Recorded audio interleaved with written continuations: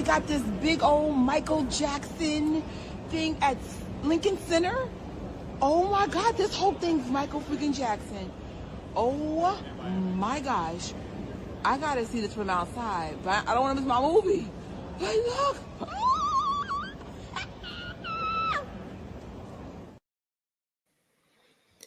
They got this big old Michael Jackson.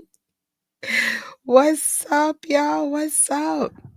It has been a long time. Like, I'm not even sure if anybody's up, but if you are, welcome.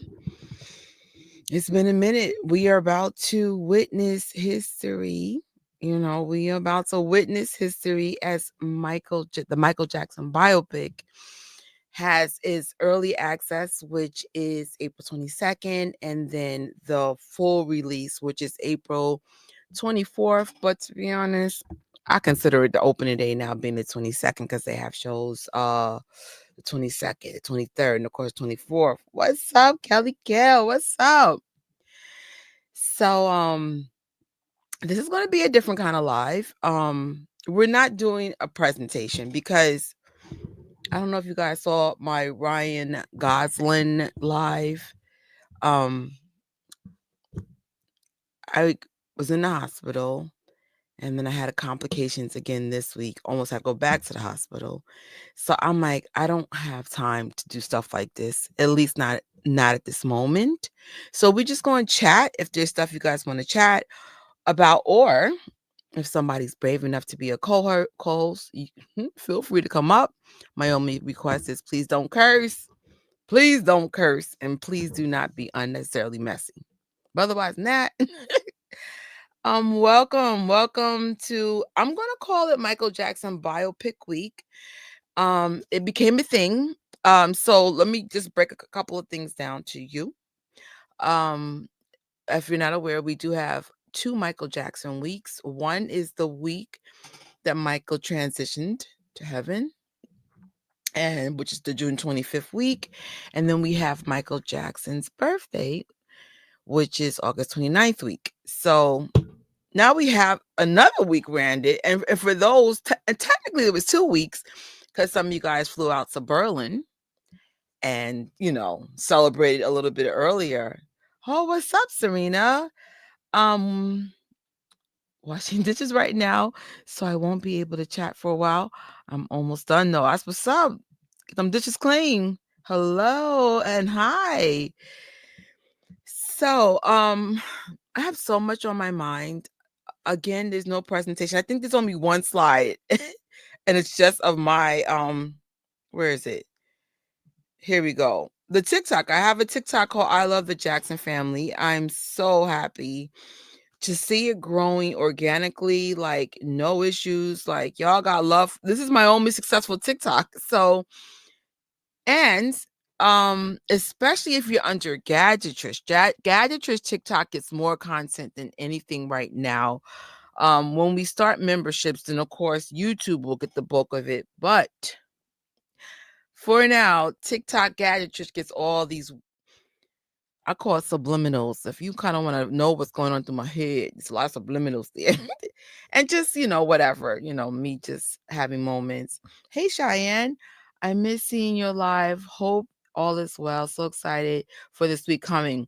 All, thank God, is getting well. I just think I just needed some rest and water. I know that's so silly, like something so simple. And I'm sure a lot of you guys can relate. It's hard to get rest and it's hard to get water. Like, I work in retail and I hate going to the bathroom a gazillion times. And I'm sure my coworkers like, dang, she's in the bathroom a lot. But water for my condition is really important, or it leads to me going back to the hospital. So I'm learning to rest and drink my water, and I'm feeling much better. Thank God. I made a clay snake, and it was a teddy bear with a book bag on it. Okay, that's cool. What's up, Angel? What's good? What's up, Tiff? You missed nothing. This is going to be probably one of my first lives ever with no presentation, because it was like, wait a minute, We're about to be in a biopic. Some of you guys are headed to LA as we speak. And then I might do a watch party for maybe Bohemian Rhapsody and maybe Elvis. It depends how tomorrow or today goes, because now it's Sunday. Um, I got to check on my family member, but God is good. They are still fighting a good fight. And if all goes well, then maybe we could do at least one biopic watch party. Because somebody claims, does anybody know the Moonwalker that was like, this is not only what he said it was the best movie, but he said no, it's the best biopic, and then he goes, it's the best movie ever. And I'm like, is that cap? Like, are you telling the truth? Like, what's going on? Uh, Thank you. Jesus loves you too. And no, Jesus is the only reason why I made it this far. Like, literally. Like, I've been coming from this perspective of gratitude and recognizing what's not for me is not for me. So I've gotten, like, lately, I've been thanking God a lot about just food. And I know that sounds silly, but when I was first on my own, I've been on my own since my dad passed away, which is around 21-ish.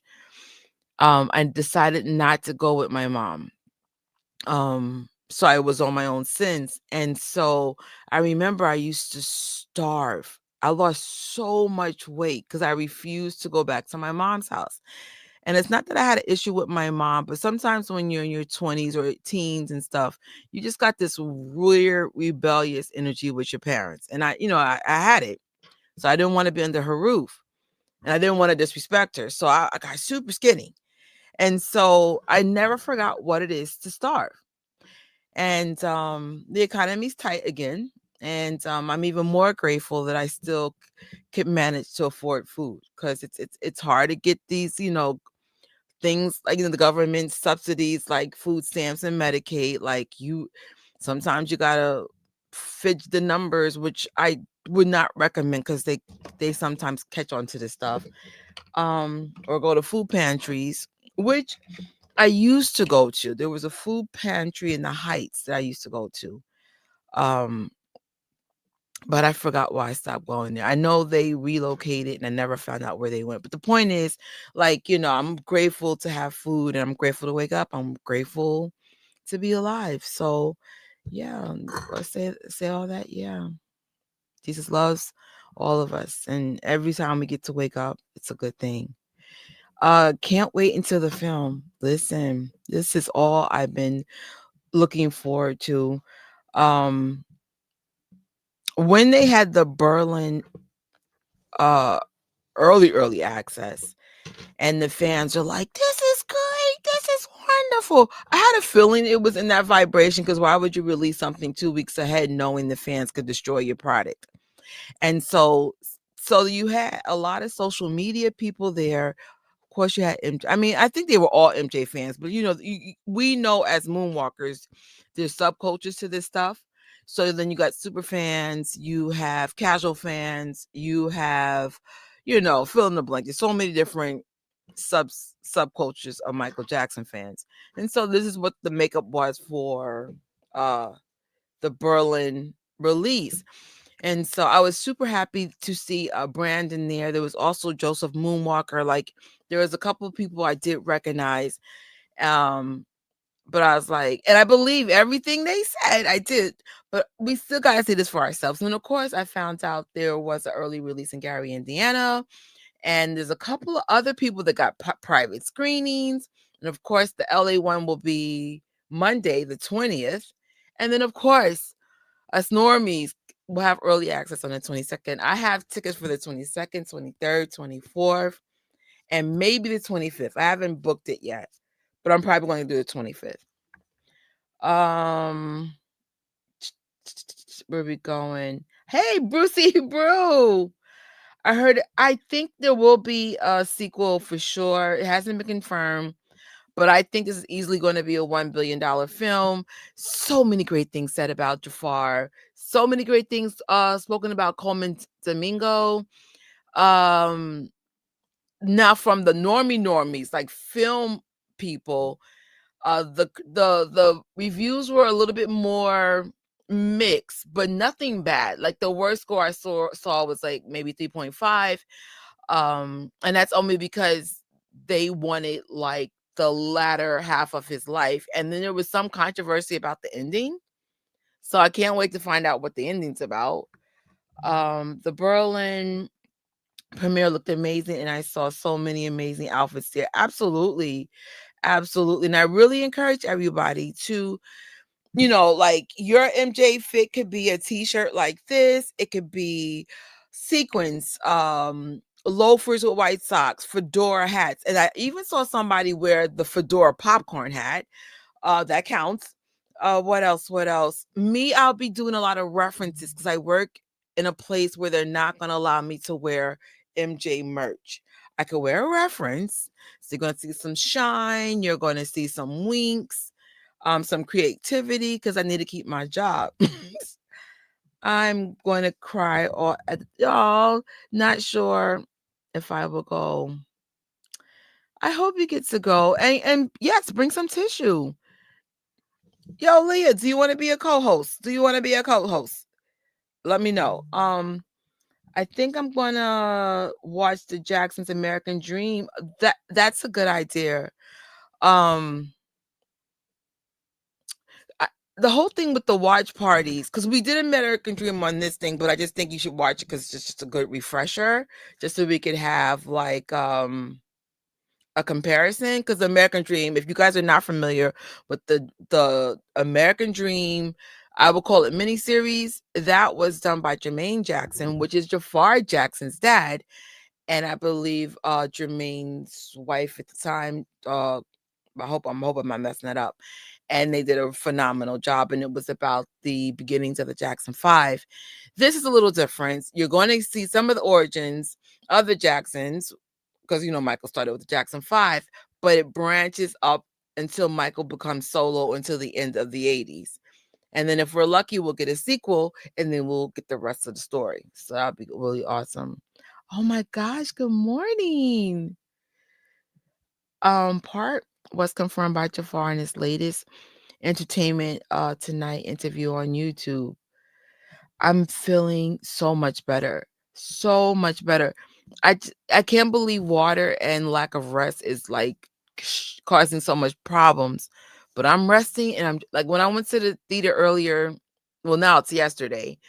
I had hold on, I'll show it because we can show what I got today. Well, actually, let me do a back story before I show you what I was drinking.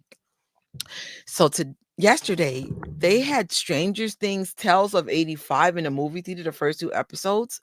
And so it was only 55 minutes. So I said, you know what? I'll just, watch this during my break and whatever. Right. So what happened was, what led me to go across the street? So, backstory. I'm at 42nd Street, right? So there's 2 theater chains there. You have AMC, and AMC, by the way, if you guys are still looking for the Superman popcorn tins, they still have these. They have 3 of the 6, because yesterday was Superman Day, and they were celebrating the first release of Superman, which came out in April 18th. I don't know about the year though. Do they even have the year? They don't have nothing on this one. But the point is, 42nd Street is known to have merch first. This is very important. So then I was like, all right, let me just go across the street to Regal real quick. So when I get across the street, oh my God, the freaking cups and the buckets are there. Oh, like the minute I came in, and unfortunately I did not have that in tape, I started screaming, and he knew by the scream. He goes, "Are you here for Michael Jackson?" Yes, I am. Yes, I am. So I ended up drinking 2 things of water like this. I have a Superman cup, and then I drank that. And then like in the morning, I'm supposed to drink a bunch of water.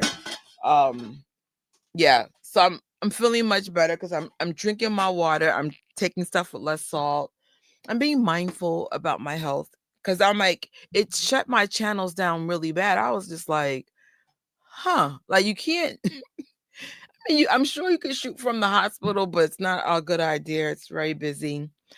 So then So here's the bad news. So if the merch is in Regal now and Cinemark as of last week, you're going to come to parts where it's going to sell out.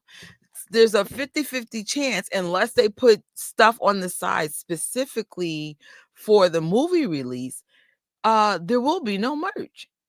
So AMC has the blanket, and they told me they will not release it until the day of, which is 22nd.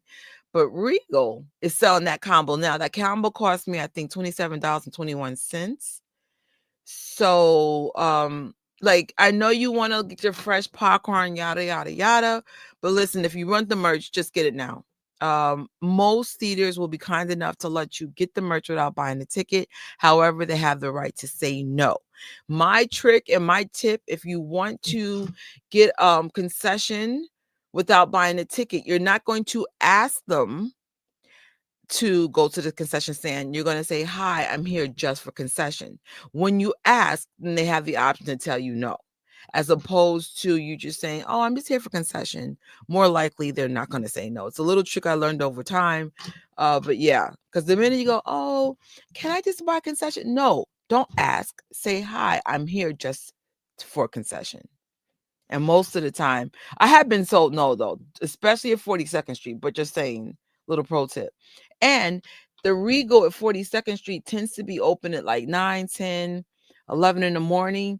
Just look at whenever they have their first showtime, they'll be open 30 minutes before. And they tend to open early. That's the only theater that does that. In terms of like super early, 42nd Street. So just good tip there. I'm sorry. Yeah, I brought my merch from Cinemark already. Good move. Good move. And it's funny, Honey. So Honey was the first person to get the merch. And then she said, "Oh, it's not Trish. It was a bunch of us in the group." And she's like, "Hey, do y'all need merch?" Initially, I was going to say yes, but I was like, "I have a Regal gift card. I'm trying not to spend money unnecessarily." So, I'm not gonna lie, I regret saying no. And so I said, "Hey, honey, are you still in the theater?" And she goes, "No, I left already." And I said, "No problem. I'll take my chances." And then I'm seeing like Jenny from the block, she's putting up her stuff, and other moonwalkers, CJ. And I'm just like, did I make a mistake? Did I make a mistake?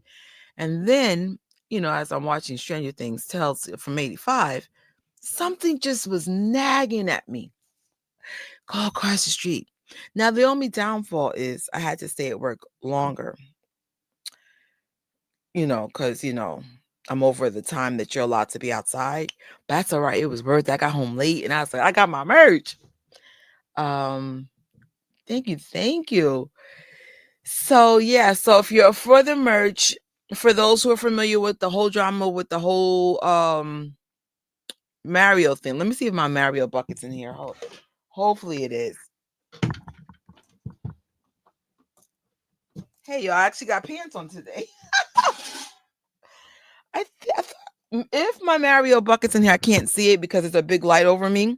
So the Mario merch, let me tell you about the drama with Mario, because I'm on 2 channels, so I might as well share stuff that's non-Michael too. The Mario merch was so ridiculous. I came this close to having a meltdown on YouTube and, but I'm like, it's just so stupid. Real things are going on in the world. People are fighting for their lives. We're battling over, like, in other words, do not act like a baby over merch. So when we went to go see Super Mario, the day it opened, they had hardly no merch. So everyone's having okay, not everybody. I was the main one who had a meltdown, but I was really upset. I said, "This is the first day. What are you talking about?" So then the guy goes, "Oh yeah, it sold out around 4:00 in the afternoon." Well, I can't get there, especially Lincoln Center. Lincoln Center, even though it's close to my job, it's not as close as the 42nd one. I said, I can't just zip in and out. Like, what are we doing? So I was pissed. So God is good. Because I go to the theater so much, I kind of know where to go. So I got lucky. There's a theater called 84th and Broadway, AMC. They're not as busy as, let's say, Lincoln Square. When I went the next day, they had a fresh batch. So I was just like, but I never saw the stars. I never saw the smallest popcorn bucket. I never saw the other stuff. And I'm like, you know what? Fine, more money in my pocket, but it was still aggravating. So let it be a cautionary tale. If you really want Michael Jackson merch, listen, even if you got church first thing in the morning, just go. Well, not unless your church is super early. Just go super early. Just go right before your service starts. I'm talking to the New Yorkers because like the subways, you could zip in and out really quick out of everything. And then, you'll have fresh popcorn after church. Um, or go after church. But I'm kind of tempted to go back downtown because now somebody else wants a bucket. And I'm like, well, if can find a way to get back downtown and get their bucket, I will. Um, let's see. Hey, did I miss something? I think I did. I think I did, but hopefully if I miss something, just retype it. What's up, Profess? I wish I could see it with the fans in New York. Oh, heads up, Profess. If you're not working, the fans will be gathering April 22nd, 34th Street, 6 o'clock show. The seats to the left are absolute trash, but if you want, just try to stop through. Moses Harper will be there, and that's all I know. But Moses will be there. I found out through Moses that's the fan meetup.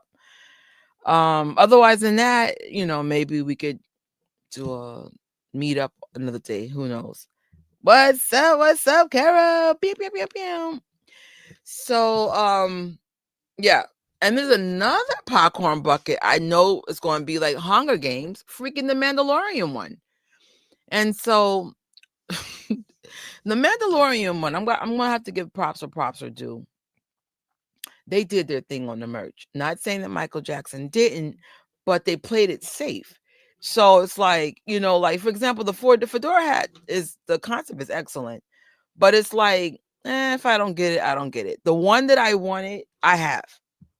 I said, I remember me and Tori. I said, I need a classic popcorn bucket. I'm going to try to do a video for you guys how to take this to the next level. Because always I love my popcorn buckets. But specifically this style. So yeah. The Mandalorian, I low key want everything, but I'm like, that looks like an easy $300-$400. What I do appreciate though, even though they played it safe, is the merch from this first, and I say first round, is affordable. And it's budget friendly.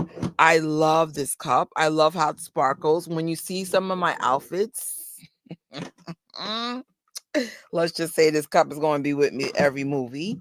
And it works. I'm going to call it for round one, but I would like an elevated popcorn bucket for round two.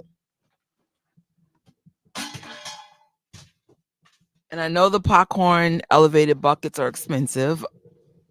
I got the Yoshi one. That thing was like $50 freaking dollars. But I'm just saying, for round two, I want an elevated bucket. I have to go to church. Oh no, I forgot. Out of all days, it starts the week the movie comes out. Well, listen, the good news is jury duty ends quickly unless you're like deliberating. Hopefully you'll be able to get early access and see it. Oh my gosh, out of all weeks. Hello, welcome. What else? What else? What else is on my mind? I haven't seen any trailers except for the one in the theater.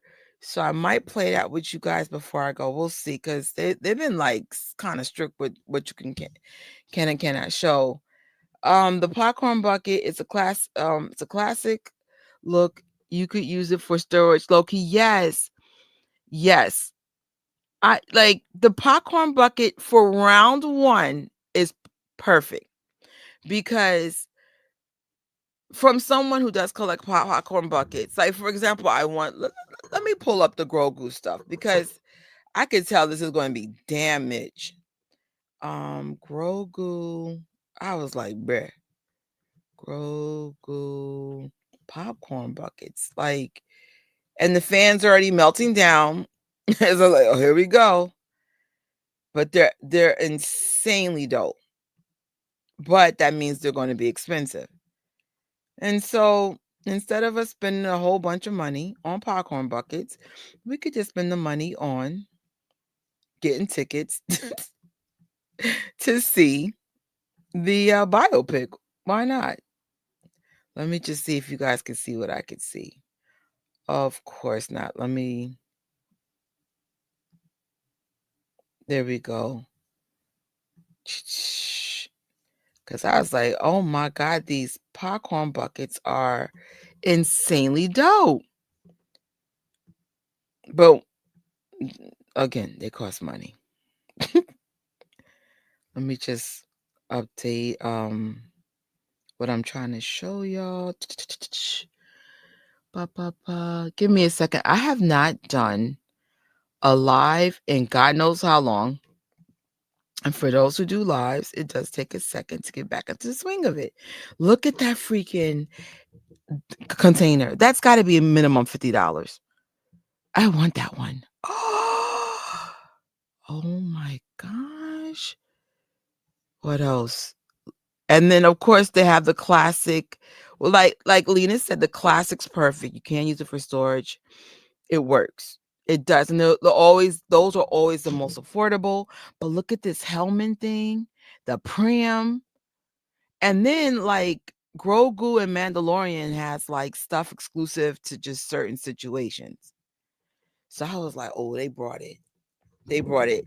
And actually I love the ones from Project Hail Mary too. I brought almost everyone out. Actually, Project Hail Mary, I brought another one today just to get the patch because I got a spacesuit now.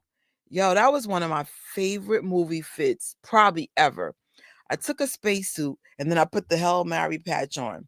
Put it with silver stilettos. 8, bro. 8. Just went around the city. The downfall is people were harassing me, especially when I got to Times Square. I was like, really? But I could see myself wearing spacesuits for 2026 and beyond. I think it's fire. And actually, spacesuits are a Michael Jackson reference from, I believe, the Dangerous or the History Tour, right? No. Someone help me. Where does the spacesuit come from? I'll just pull it up. Michael Jackson space suit. Because you know Michael Jackson is innovator. So give credit to the GOAT. Oh my gosh. It said, let's be honest, Michael Jackson didn't fly this thing. Man. Hold on, let me share the screen with you. So this is a Michael Jackson reference.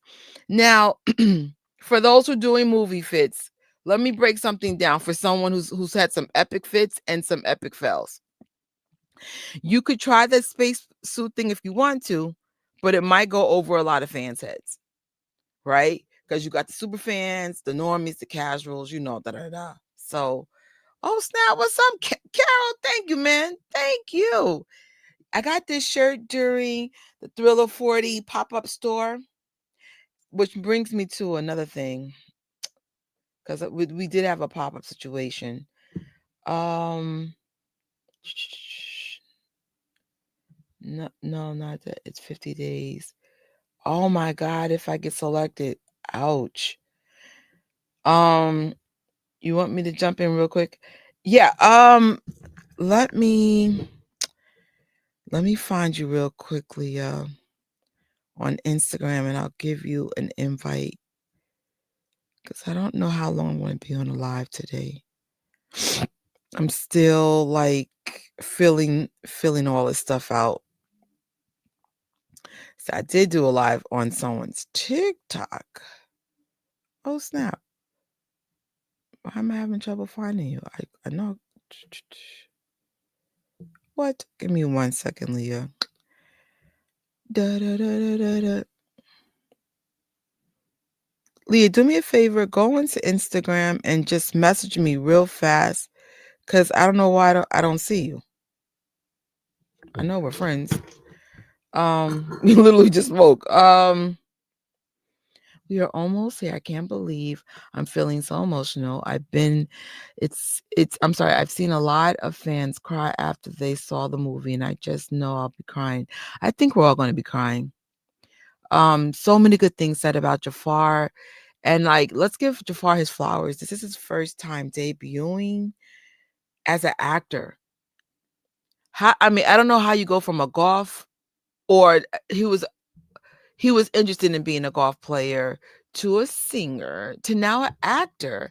And it comes to find out, like, Jafar is probably similar to Michael and Janet in the sense of, um, we're probably going to discover a lot of awesome things about him. I know he does drawings. I remember Tori mentioned that. He seems to be one of those people that could, you know, pick up on things very fast. The fact that you played Michael Jackson, I think that's amazing. Michael's dancing, the toe stance, the moonwalk. Those are not easy things to do. So dangerous. Thank you. Thank you. Um, I wanted to dress up as Michael in the Way You Make Me Feel short film, but I have to pull a Michael inspired. I think a lot of us do because of our jobs. If you guys are doing the work route, because a lot of you guys are probably coming straight out of work and then going, um, I freshen up in the bathroom and go straight to work. What you could do is just do the inspired stuff. You could do an all white suit with a black undershirt. That's Thriller. Maybe put a little cub on your shoulder. You could do what's the other one? Uh Smooth Criminal, do a white suit with a blue shirt. It won't have to be literal. It could just be inspired. And then when you get off for work, you can put your armbands on and stuff like that. Trust me, if you ever see me in a full outfit, 9 times out of 10, I just wasn't at work. Let me just invite our guest. She actually did a live with me, I think. Oh shoot. Hold on, it's not copying. There we go. Yeah, so I mean, I as much as I would love to do the whole outfit thing, I saw so many TikToks with people fully dressed doing skits. This is my friends coming from the theater, but I need to keep my job. What about baby boy? What's up? I heard so TJ Jackson, which is another nephew of Michael Jackson, also artist. He had did a readers book club with Moonwalker. He never read his uncle's book until now. I didn't stay in there long, but you have to be a member on his IG to be part of that conversation. But it's a great way to help support TJ as well. Um, my mom is going to accompany me to see the movie. I need to hold myself together as much as possible because I know I'm gonna lose it. Yeah, even my dad told my mom to watch out for me. That is so funny. But yes, mommy, watch out for him. Uh, I hope the I hope the movie opens lots of doors for the Jacksons. So do I. And even though the Jacksons Five specifically had paved the way into the legacy because of the scrutiny to destroy not only Michael's legacy but the entire family's legacy. It messes up their bag, like shows that should be significantly more. They might sell at a fair price, but what should be slam dunk sold out shows, it's just not there yet. um when we see this biopic, we will see the origins of the Jackson Fives, and we will see like there was an ecosystem, and there still is an ecosystem of that legacy. It's the narratives, that some people are still believing certain things. Do your research. I'll leave that there. People coming to my freaking stuff and my page, and I'm like, let me tell you something. We're not fighting. Just do your research. Like, make it make sense. Like, I'll leave that alone. Um, Let me see. Um, what about Baby Boy? Did you watch Jafar when he was on? No, I didn't. And then it's like I want to do a live with you guys with that here, but it's like, sometimes they get upset when you do that and it can block the whole entire live. But maybe I'll start just doing stuff privately Monday. Sunday, it's going to be a tight day already. When do you do your review? Okay, when will you do your review and your spoiler review for the Michael Jackson movie? Maybe straight out the theater.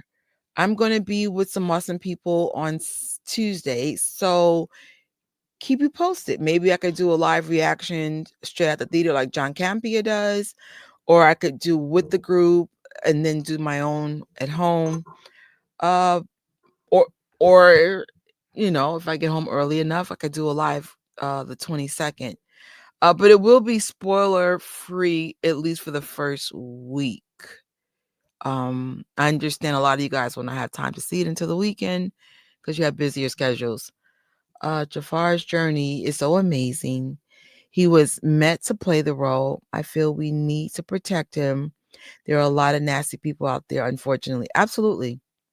The problem with human nature is they tend to leech onto people and then drain them of all their resources. And you'll even find, I'm not even going to say friends, fake friends doing it, family members, co-workers. You know who does it. Like sometimes you could pick on it real quick. You're like, what are we doing? TJ did a good job. Yes, as always. Antoine has confirmed that another part of me has been filmed, including Super Bowl halftime perform. Listen, did y'all see that messy post with what's his face? Domingo, right? Coleman Domingo. And he was in his dressing room and you see stuff in the background clearly indicating there'll be a part 2. Now, it could have been stuff they shot in the past. And then remember, the first concept of the biopic had to be scrapped for legal reasons. But still, I was like, you look at the looks, look at the background. So, yes. Yeah. That's the trick in life. Stay humble. I don't care who you are. I think everyone's great. I think every single one of us is great. But what separates us is our humbleness and to always focus on God, to be grateful for our gifts and who we are. A lot of us are not humble. So, yeah, I'm working on that. What's up, Leah? What's up? Oh, mic's off. What's up, I'm girl? here. What's up? Her mic's off. Yo. Oh So what's on goodness. your I'm so mind? excited. Everything. I'm so excited. I'm happy that we are literally days away of being in the theater and able to, be with the fans. Like, this is great for New York. We got advertisement now. Like, come on. I'm I'm I'm thrilled, to say the least. Speaking of advertising, where's that thing with the moving record? I saw it on Joey's post, and of course I saw it on the Michael Jackson post. No one has told us where the freaking thing is. I saw someone mention the location. I think I have to look again. I'm gonna try my best to stop by this coming week to see Right. it. I was like, where is it? And they added more, so it's not just like the vinyl. It's like we have like a wallpaper now. So I'm like, okay. Yeah. I was like, I love you that tell for us what us. it is. So here's the second. So get a little messy, but I come with Mhm. love. So I was a little disappointed that New York didn't have like a big party. I knew we weren't Yeah. going to get a premiere. Like that was the given, duh. But I was hoping for a party. And then you know what made me feel a lot better? The Gary, Indiana premiere. That made it right in my eyes. Cause I was like, New York always get love, and don't get it twisted. Lee and I were there for the pop up. It was cute, but It was we're cute. used to a big party. We're used to like, we're spoiled. New York is very spoiled. But Yes. the We Gary, usually set the Indiana tone. thing, yes. I mean, it's not too late to do a party. I'm just saying, like, maybe if we buy, I don't know, the soundtrack, because I remember I got into the Michael party back in 2010 if I brought a CD at Best Buy and they gave me my ticket. I'm like, we can still have a party, but if we don't, we don't. At this point, we're just gonna support the fan stuff. But that was the only thing. I was really hoping that New York got a party. I was like, New Yorkers know how to party, bro. And not ratchet party, like party with respect. Like your kids can still be there and like everybody's still safe. Um, but what are your thoughts? Like what was your your thoughts of the rollouts? What were you expecting? What you're happy about? I expected exactly what has happened. That LA was going to get all of the The fun love. parts of it, whereas more New York, he did a lot of promo and pushing of the film. You gotta remember, like New York is more so the capital of business, so handling that aspect was going to happen here. Um, I just didn't know LA was going to be just so colorful and just so vibrant. Um, so there is a jealousy to that. But like you said, Gary got the love that we didn't expect. Jermaine came back home. You know, the brothers were all there. Seeing Jafar like admire and see his family home was just like, okay, like you see where it all came from, you know. So it was nice to see the brothers there, and Jermaine and Marlon and um, Jackie just get emotional about the school and that there was actually music programs still in the school. So it was just cool that they were even tapping into, like, they're peeping out the scene what's happening in Gary, and they're like, okay, I like this, you know. But yeah, LA getting all of the fun parts and the love, wasn't too surprised about it. LA's movie based. So I knew ahead of time about Lionsgate working with LA. They already told me ahead of time, but I was trying to get a nudge if they were doing anything in New York, and that pop up was the biggest thing they mentioned. Yeah. So um, yeah, I mean, I wish New York had something, like at least if we had Jafar popping up and seeing us. I had some information that it might be something like that coming around, but it's not guaranteed. It's not over. I'm sure um, there will be some more exciting things to come. They got that bus going around, so hopefully at least we get the fun bus it comes to New York. I don't Yeah. know if anybody's seen that bus coming around. It's like the promo bus. Yeah, Jenny put it up. Jenny put it up. Because she's from the ATL, so the ATL got some love. I mean, I like how a lot of states are getting love, you know, but Yeah, we're just used to having a party. we're spoiled. We're spoiled, We're and we're we being know. yeah, we're kind of being the babies right now. But Yeah, I think New York. I think the second time around, I think we should definitely keep our eyes open because it would be kind of corny to do it round two in LA. You yeah, know, given that Michael was, I think they could have done a lot more. Maybe the Apollo Theater could have been more big on bringing in some of the audience. I was mainly concerned that, Apollo wasn't like just going to be silent and they went radio silent. So, not to be messy, but it's just like, come on, this is where they did their big performance. This is where they got to see their idols and became who they became as the Jacksons. So, I guess I figured they were going to participate with the movie a little bit, do something. The brothers come back and, show love to Harlem, and yeah. it just didn't happen. Hey, listen, it's always round two. I think someone said Michael Jackson's last performance was at the Apollo. I might be wrong, but I think that's an actual fact. And we know so this is an opportunity to bring it home. Of course, the last time the brothers performed, if I'm not mistaken, was Madison Square Garden.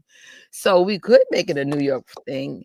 That would be nice, maybe find a way to open up Studio 54 again. Like y'all could turn it up, you know. Oh, well.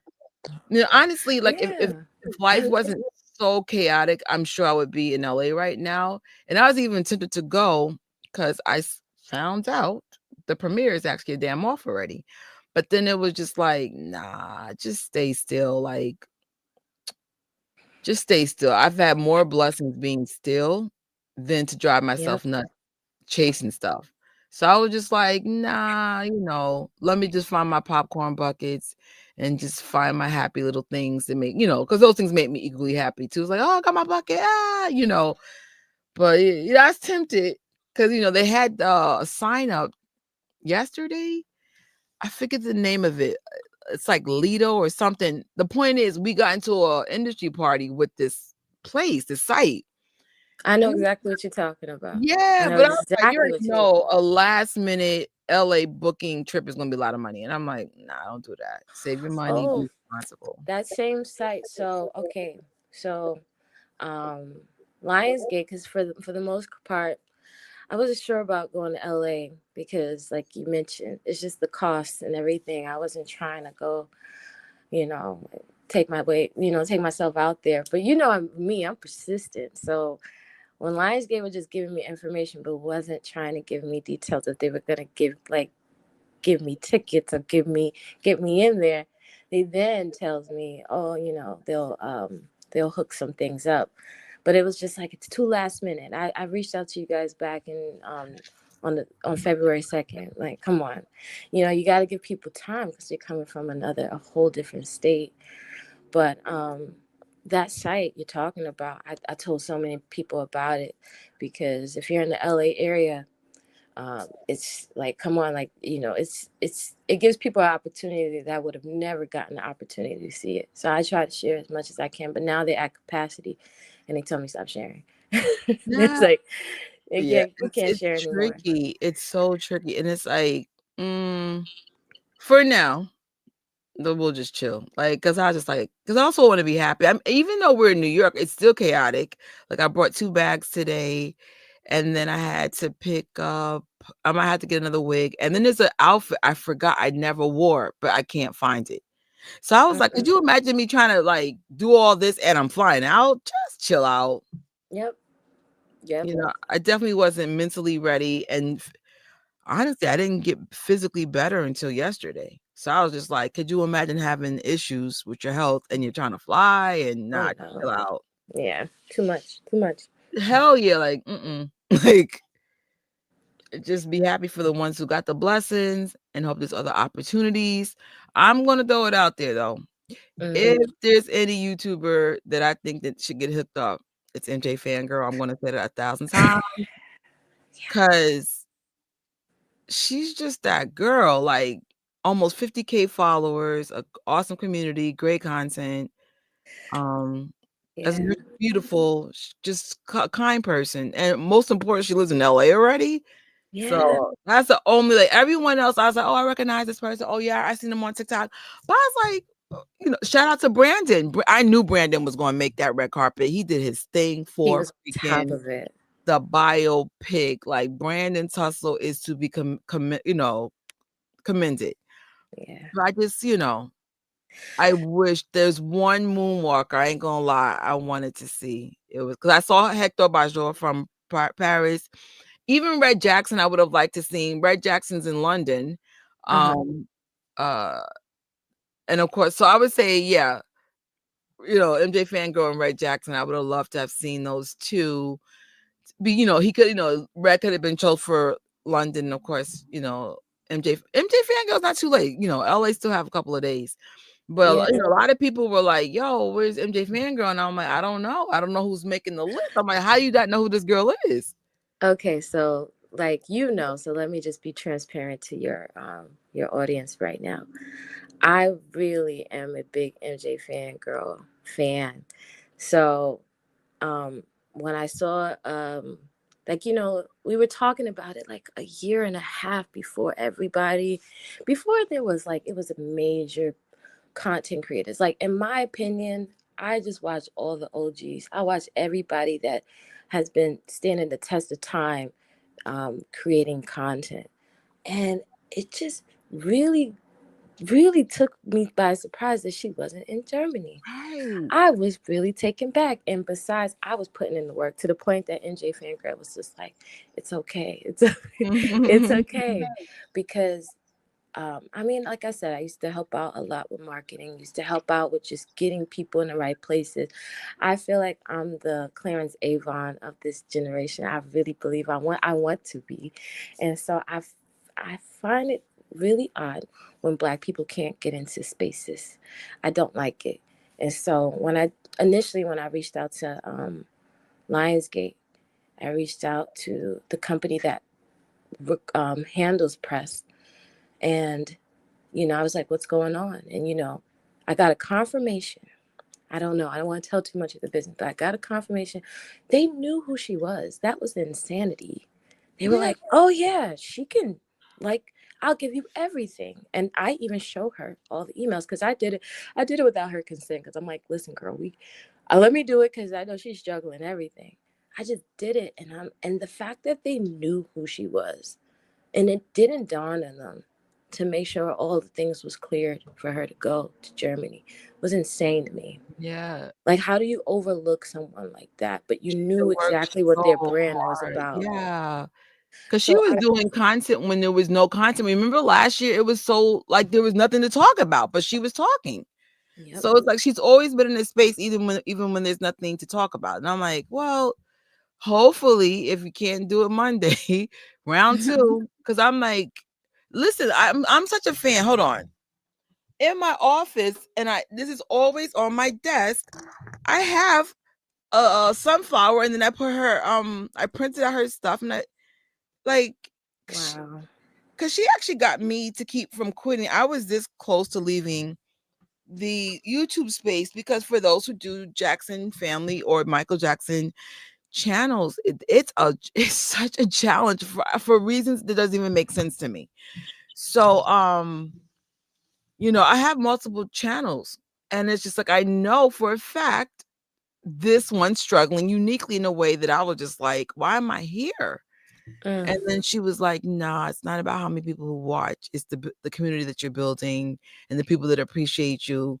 And it's just like, and then she was just teaching me how to like separate the channels so the algorithm would perform a little bit better, and just really being a really helpful person because she's busy in real life. She's always been busy even before she became a mom and stuff.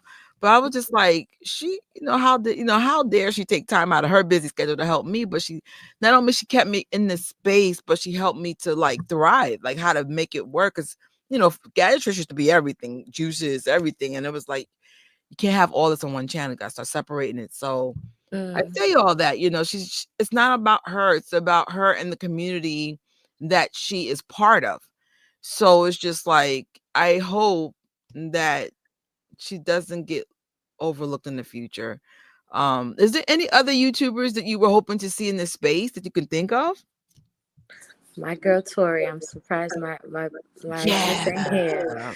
Honestly, Tori would have been great. I don't know too many LA content creators. I know MJ Fangirl, who went out there, went on the limb to support her career, to do things. But what I've learned throughout the weeks is that it wasn't about the work of being with the work that the line of work that you guys do. It was for lifestyle content creators. Honestly, influencers have a way of putting real people that do that line of work to the backseat. And it doesn't matter what genre or what field a person is doing. Say, for instance, someone's doing something for hair care. You get an influencer that's super popping, they're going to dominate and take your slot. That's why people don't understand there's a difference between influencers and content creators. Because content creators are doing something specific to influence their audience, to make their audience feel comfortable. Influencers is literally doing the opposite. They're trying to take you away from, or trying to show you another way. And so Yeah. these lifestyle, and it's fine. It's like, it's great. I was happy to see some. MJ content creators. I learned about some people. Someone mentioned in the chat Joseph Moonwalker. Yeah, I yeah, never heard yeah. of this person, but that it's good that there was some recognizable names in there. But Yeah. that's how they do it. They select a few, and some are left, in the shadows. So hopefully, for the Yeah. second one, it doesn't feel that way. Yeah, because I was just like, I was like, oh, what happened? And like I said, so it's Red, Tori, MJ Fangirl. I was like, oh, that would have been nice because I'm not sure if you're familiar with Red. Red is the kid from London, and he did Mhm. like a 12-hour live. This epic girl, you would have been on the floor. It was epic, and he had like live interviews back to back, like it was a freaking telethon. You And I'm kidding? like, huh? It was. And he's young. He's in high school still. What? Yeah, actually, Red did this awesome video with Jenny from Ohio. And I think the thumbnail was like, oh, he took us to Toys R Us, but it was sharing some awesome stories, like a couple of things that even I didn't know. Because even though Jenny has been on my channel as well, she was sharing even in deeper details. So I was like, that's what kind of made me late. I'm watching their stuff before I went on live. There's just some YouTubers I'm like, Hector, like I said, he was there. Oh, you know who was missing? And I was like, why? German Who? and Venice. German and Oh Venice. my gosh! What happened? And the boy is from He's from Germany. Germany. Why wasn't Why German was and he not Venice there? not in Germany? I was like, what? What a missed opportunity for him. Like that's what I'm saying. They're like it's going over their heads. The ones that do this for real, for real. That's crazy. Germany and Venice. You're I not was gonna take that man like, back home for a from second to go do Germany? what he do? Jeez And he's Louise. very viral. I mean, don't get it twisted. There was some, like I said, there was some influencers. It's like, oh, I know who that is. You know what I'm saying? Like they were on my FYP on the other. So I was like, all right, that's cool. You know what I'm saying? Like they represented really well. Um, but it would have been nice to have some of the people that have been building the community, especially in the last 5 years when nobody was really around. You Yeah. know, Germany, German and Venice, MJ Fangirl. There's a couple of King of Pop Radio. Like there were just like some people that held it down when nobody else did. Right. So yeah, it is what it is. Hopefully the right people will be like, let's make sure. And it's never too late. German and Venice live in LA too. Like yeah, they can fix at least two things now. So I was like, wait, how's German and Venice not in One Germany? one thing is for certain, he's not gonna miss the opportunity. So he's gonna create his own, and that's usually what most people that do what they love, they're gonna create Yeah. their own opportunity no matter what. So I hope the creators that do this in LA come out strong and really show up, and don't let that discourage them.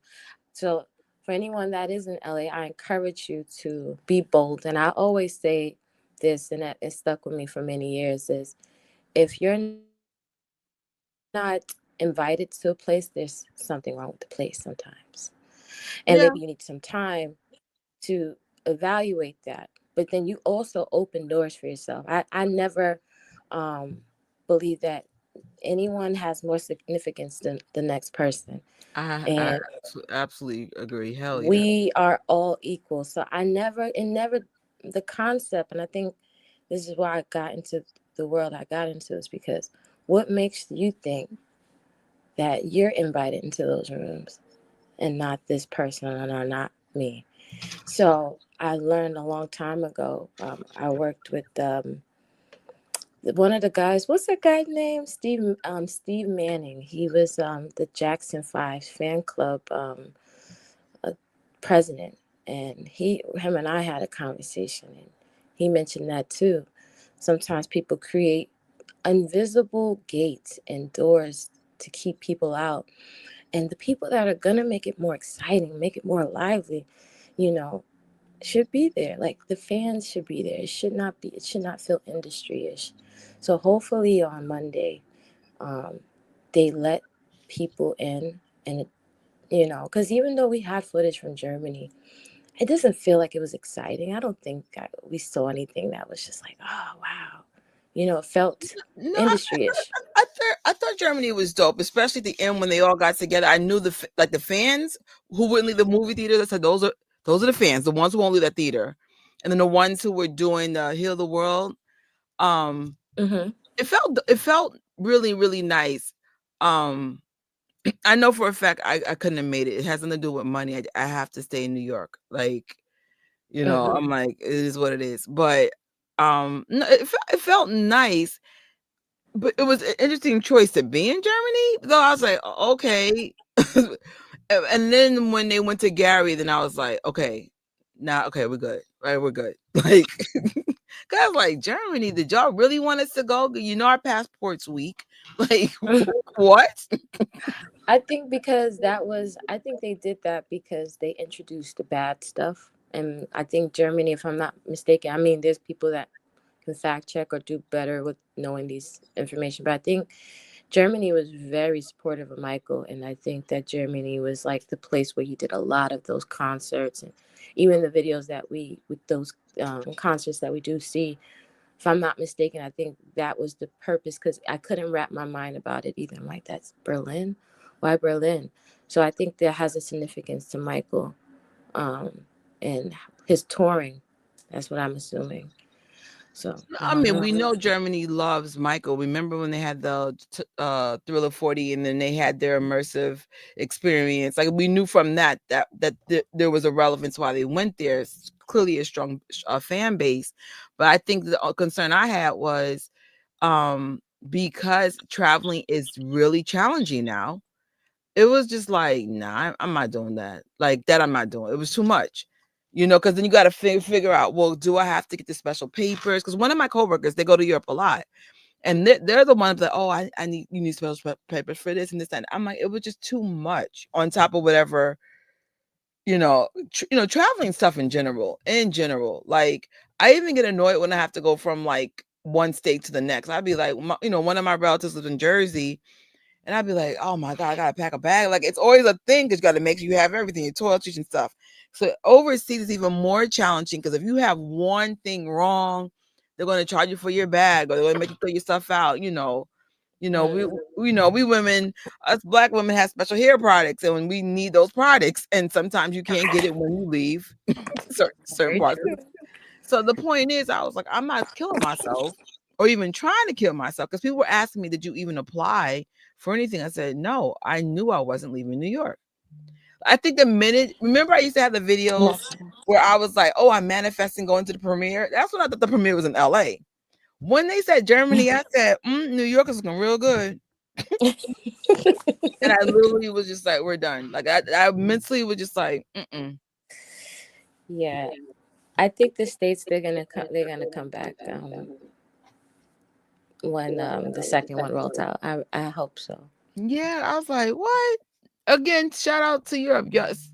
I know every time when New York or even LA does stuff, people overseas be like, oh, what about us? So it's like, oh no, now we know how that feels. It's like, whoa, now I know how it feels when you can't get to something.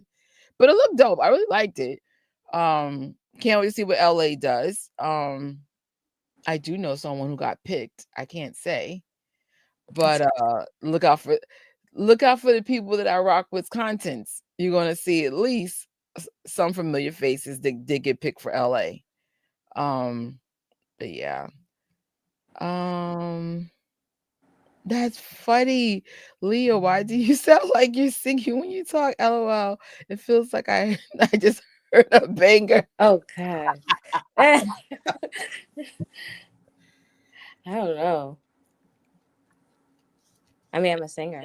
I mean, I think maybe She is. Yes, she that's is. Am I coming? I don't know. I don't know. We'll see. We'll see. My life is so different now.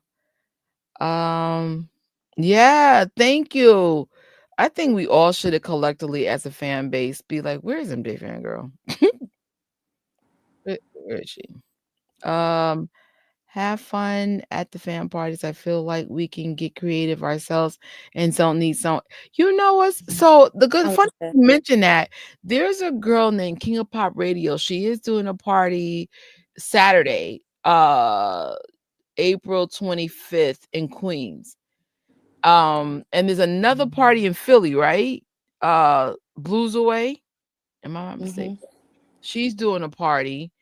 DJ Spinner's doing a party. Who else? There's a couple of fans that took the initiative to do it. Um, so yes, and I will be at least at one of those parties. So, and if you can't make it to the party, most of these people have options where you can still cash app them because they're not going to make a profit. They're just trying to give the fans something special to do over the weekend. Okay, so it's just something. I'm sorry, I don't have any slides today, um but I will. I know for King of Pop Radio, I did put something up already, but we could do refreshers um maybe Wednesday of what's going on for the fans that were kind enough to make this possible. MJ Mhm. Fangirl was the first MJ fan I discovered on YouTube. A lot of people have these I was like, what? She's awesome. Red Jackson wouldn't ask some tough questions. Shout out to him as well. Yeah, he's doing big things too. Um, oh man, it's been 17 years since Michael passed away. And give a shout out to Michael Jackson though. He has a epic win this year. Good Oh, biopic, good vibes, just good everything. Like I said, you always gonna have some haters and people that are not well informed about things, but overall, this has been a good feeling. he's a force. He's a force that, you know. I mean, he wrote the song. Don't start to get enough. They can't stop him. They cannot stop him. And like there were so many like attempts throughout the rollout. Like you cannot stop this from moving. You know what I'm saying? So I'm happy. Like, what are some people's like in the chat? Like, what are you excited about the most regarding this film? Heck Um, yeah.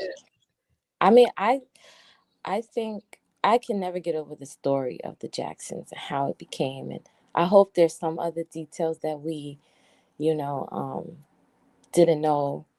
Perhaps that was in even Jermaine's book because I read his book, and just little things that we didn't know about him that would be really fun. Or even Catherine's story about him like singing to or beatboxing to the washing machine.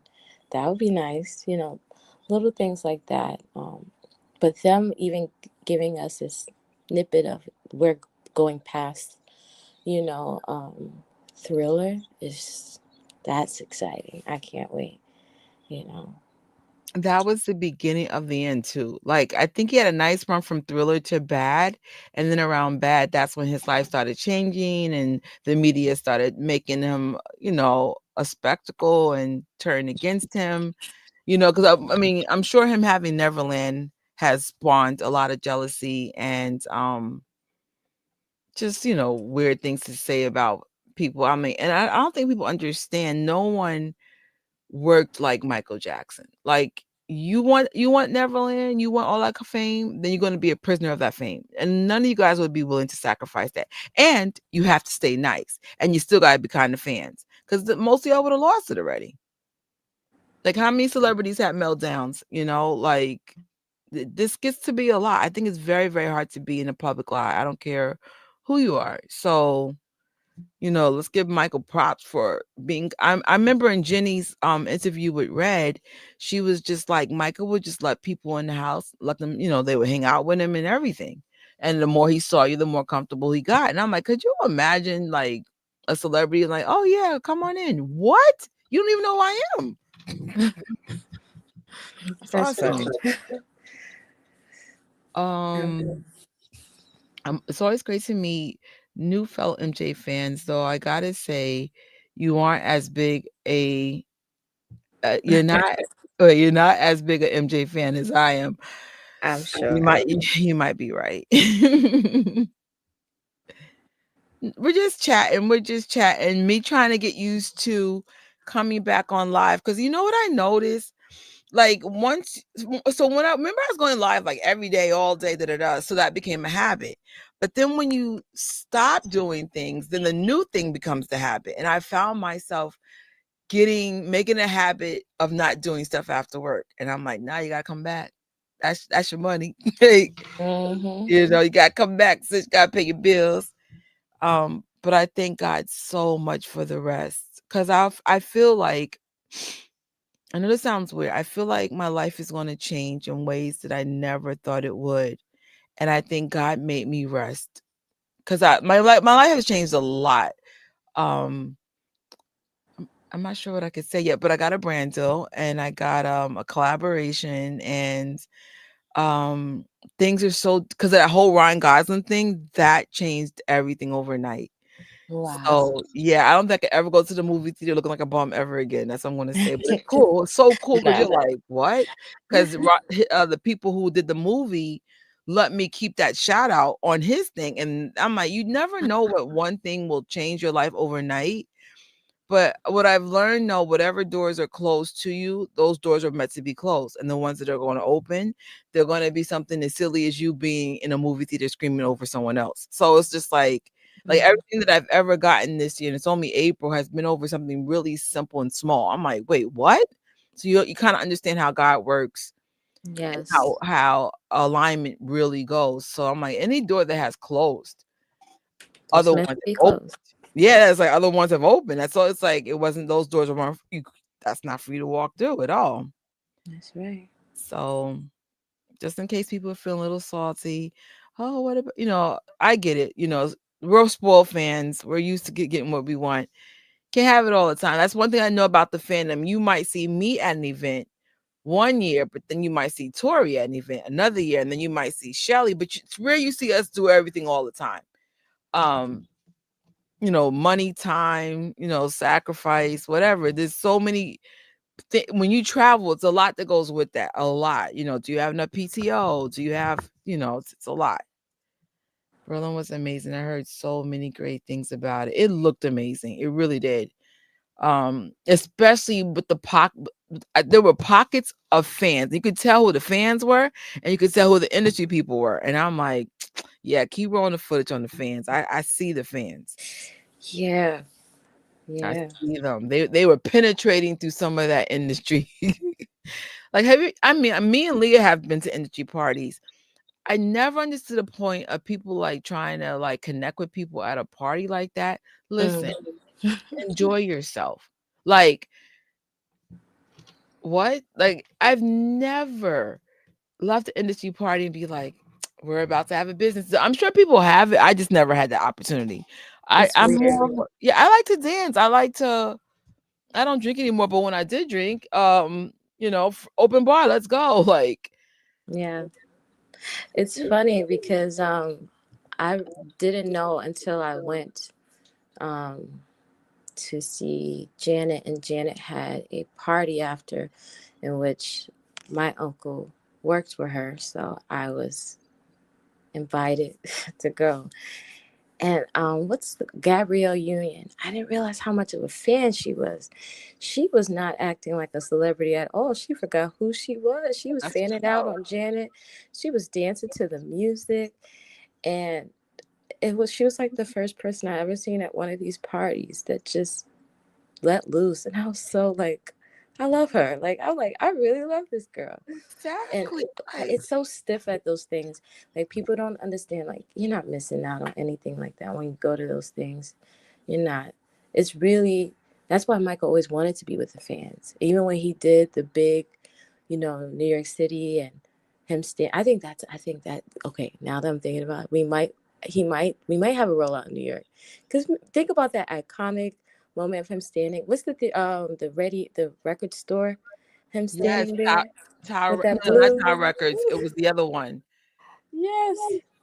So I Oh, think I we forget might the have something. name. It was another big record store, but yes, it was a Times Square. Yeah. So I think even Michael loved to watch us be like immersed in him. Or like even of course we can all agree that Martin Bashir was very bad, but even when he was in the car and just watching his fans try to get his attention and dance and stuff like that. Michael loved his fans. He loved just watching us enjoy being around each other. Yeah. So I think that I think that there's so much more to come, and I think the fans, and even this week, it's gonna.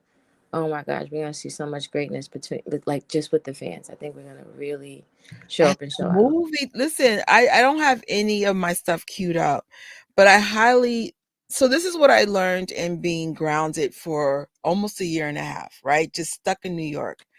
Um, you as individuals, you are the magic, right? Yes. So, I literally show up at a movie theater almost every week, like it's a premiere, and it's honestly the best thing I ever done. Like when you get a compliment from another New Yorker in the middle of the freaking street about your outfit, no, really, you made it.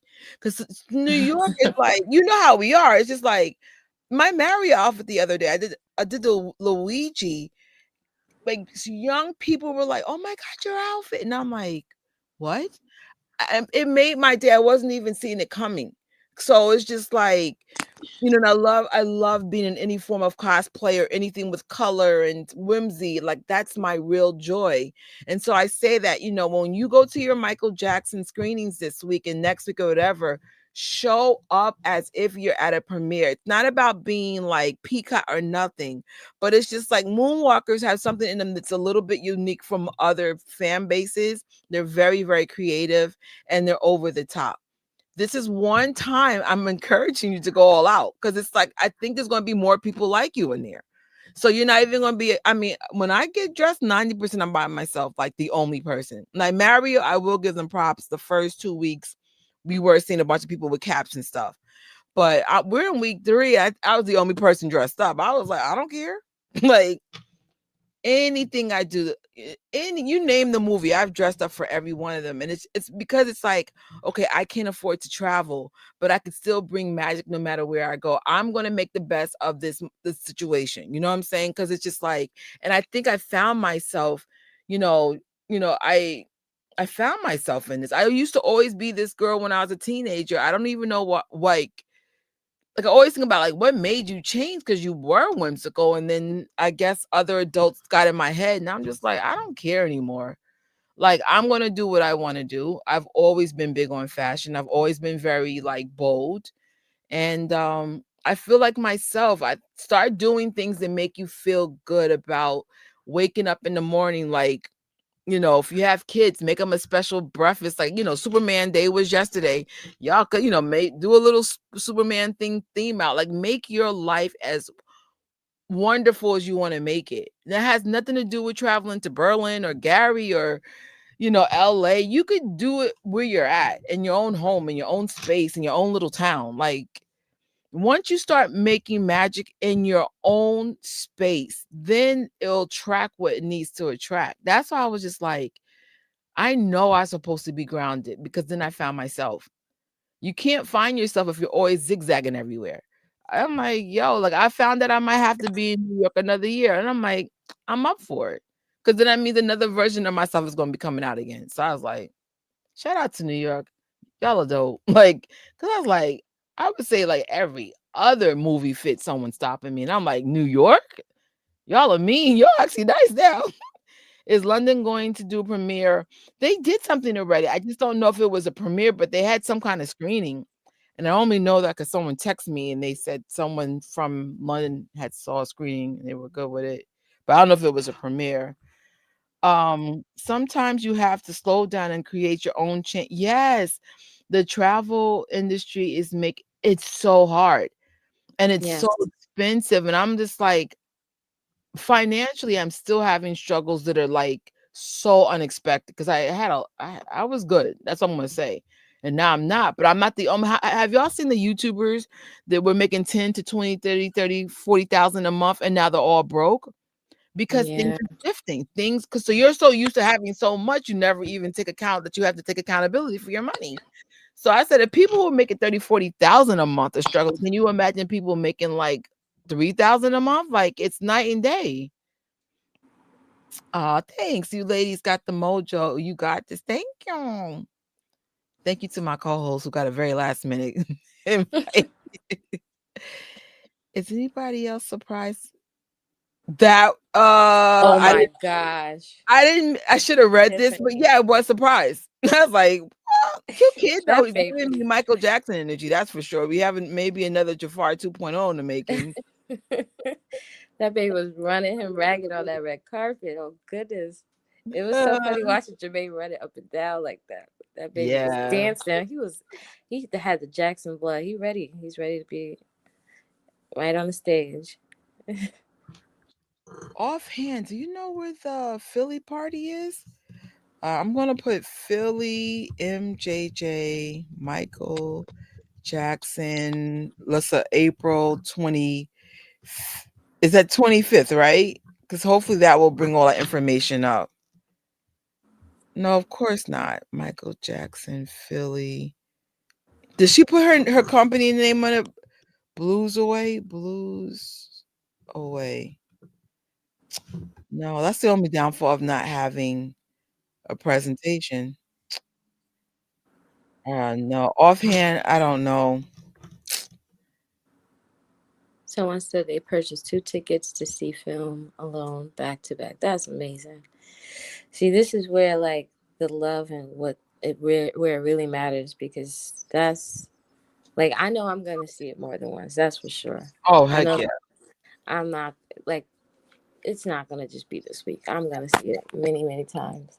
And speaking of that, Jafar, this is like, he's taking such a break from his own music, and it's really incredible how people have just welcomed him with open arms, and doing this role, as well as just loving on him, just in general, just his demeanor. I think even just doing press and him having to do the red carpets and just see the calmness throughout all of the chaos. This is all such a new world for him, I'm sure. And he's a handsome looking guy. Like, I'm just like, okay, Jafar, you know, Jafar is very huge overseas though, like huge. really, Hmm. So now he's going to experience this in the U.S. I mean, of course, when he's at when he was in Havenhurst, he did hide. I still found you, but you know, it's going to be an adjustment because it's it's different. Fame is really different. Even being popular is really different. So you know, um, make sure Grandma Catherine and Reby is praying over you for your protection because it's very tricky. Like it's going to be tough, Jafar. Just you got this. You got this. How much is gas where you are? I pay 5.25 a gallon. I don't know any drivers in the chat, and if so, how much are you guys paying a gallon? I heard that's another factor. The gas went up. I know the food went up. I got frozen blueberries, meat for Giga, but the meat was 50%, so whatever. Meat for Giga, and I think like vegan mayo and something else, and it was like $26. And I'm like, what? wow. Yeah. So it's two things of meat, blueberries, vegan mayo. No, I think that was it. Four things, $26. Mm-mm. Yeah, the meat was 8, the blueberries were like 8. I was like, I didn't get anything. What are we talking about? Hot mess. I was gonna get the bread, but the bread I'm supposed to eat, it was like $9 a loaf. And I said, we don't need that bread now, do we? We don't need that bread. Never Um, mind. I think it was like, yeah, almost $9 a loaf. That's crazy. Insane. I gotta pay more money to have less crap in my food. How awesome is that? I am Mm-mm. most excited about this biopic will not only reignite Michael's mania, but casuals will want to learn more about him and try to yes. Yeah. Shout out to the That, casual fans though. They're crushing it. That's what I'm gonna say. They're crushing it. Like they are standing up for Michael in ways that I never thought a casual or a new fan would do. Because yeah. they're seeing the BS. They're seeing it. You could try to stop me, but it won't be a thing that y'all can be there. MJ, all right, you funny. So, say so you have a mouthful of truth right there. Okay. I'll be excited when I get to go, right? You're in jury duty. Boo. The Jacksons were raised to be humble and down to earth. They seem to be nice, most pleasant people to be around. Yeah. You know what the Jacksons remind me of? For those who just got into the chat, I remember I'm very grateful for food because I remember when I first got on my own that I had no food and I lost a bunch of weight because I refused to go back to my mama's house. So, like, especially since times are tough, I'm even more grateful that I have food because I remember, like, if anyone's ever gone to bed hungry for months at a time, it's a very unsettling feeling. I used to survive off those little ramen noodles that were like 25 cents, or like Mhm. Wendy's back then used to have like for a dollar. And so this guy used to always treat me to dinner when we went to business school. And I'm just like, and that's all, sometimes that's all the food I would have though. Now that I know how to cook, get some dried beans, some, green peppers and onions, and you can make a lot just with that. But, I didn't know how to cook back then. So, yeah, like, so I say that, the Jacksons came from very humble beginnings, and it makes me feel like a part of them will always be rooted in Gary. They're going to remember being the kids that had 11 people in this small house. No matter how successful they became, they always give me the impression they're never going to forget what it was to live in Gary, So that's the coolest thing about him. You could feel that, and what I love about Prince, because he was doing some stuff in Gary as well, he appreciates the blood and tears that his family had to endure to get to that legacy. Like, he knows what they did was a really big thing. So, hopefully Jafar's soaking all this stuff in because, even though everybody has struggle, including the Jacksons, um, the first gen has a very unique story like no other of pain and suffering. Remember, like how they said they would leave after school and then they would play to 2, 3 in the morning and then they would have to get back. I'm like, could you imagine going to school doing homework and then you're playing in some little town and then you have to go back to bed? Like, that's and you're a kid. Like, that's crazy. I just oops, did we lose Leah? I think we lost her, y'all. Maybe she had to go. Leah, if nothing else, come back in. um I just can't wait to see his life in cinematic way. I heard, by the way, guys, I heard this is shot epically well. Like, that was one of the things that the normies were talking about, how cinematic it looks. You got that wish, check, you're good. I never got to see him live or experience anything like this. And the fact that Jafar, his nephew, is making, Jafar being part of this is amazing. Um, Hope they release making of his movie a few months later. That would be cool. Purchased 2 movies to see the film alone back to back. Oh, yes, she did read that earlier. I enjoy seeing videos of people dancing to MJ. Yes, I really do. I hope MJ knows how unconditional his fans love him. Even in the darkest times, it's hard to put in words how much I love him because he literally saved my life, and I can't say more than that. Oh, isn't that so amazing how, like, none of us really met Michael, but yeah, he touched us in a good way, like, through his music, through everything. It's just amazing.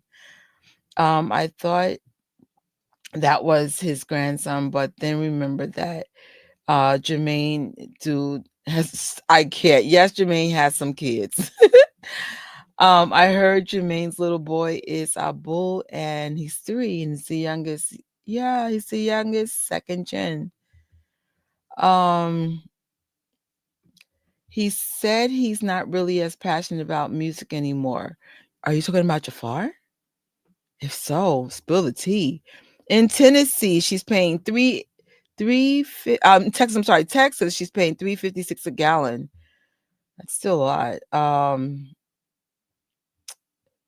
Uh did you see the clip where Jackie saw the movie and he was crying? Yes, I did. Jackie made me cry. I was like, Jackie, stop crying. Jafar's little brother is so cute. I can't stop watching him. He is adorable. Someone sign him up for dance classes. Theaters will be new homes as soon as the movies come out. I'm gonna watch it back to back to back. Yes. Um, don't no, read to your comments. I know I missed a couple, Georgie. What's up, hon? Food is more in New York than Buffalo. Many years ago, I think. Yeah, so even in so that overpriced bread that I like at Whole Foods is somewhere in a um bougie boutique in the Bronx. So I'm actually going to be with a relative tomorrow. We're just gonna go to that little deli to get the bread there. Cause so in New York, if you're in the heart of New York City, the food is a lot more money than like if you were in Brooklyn or the Bronx or whatever. But yeah, Buffalo, I'm sure is even cheaper. So we lost you, Leah. Yeah, my phone just overheated. I don't know if it was too much. Um, I don't know, but I'm on my laptop now. Can you hear me? Yeah, we're good. Yeah. I always wonder what would wait. I always wonder what would a Michael would be if he never left Gary. It's a whole different Mm. life. It's a whole different life. I'm like, I was gonna put that in AI, but no one can predict what somebody would do or be if they made a different decision. Because I don't there's think so many factors to like someone, you know what I'm saying? That's it's too much. So it's like his whoever father would have had to totally been a different person. Catherine would have totally been a different mother for that to be anything different, you know? Like everything would have changed. hmm She had 9 very attractive kids. I'm sure there would have been some stories. Yeah. She had I beautiful church. Has can't beautiful. imagine him being a mailman or a teacher. It wouldn't.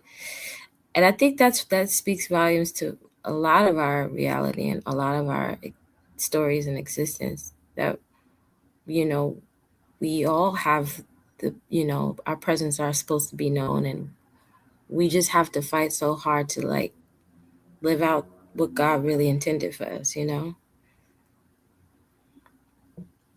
True. And I think that's what they were supposed to be. They that's were what we're supposed to supposed to be. be this legendary musical family, American family.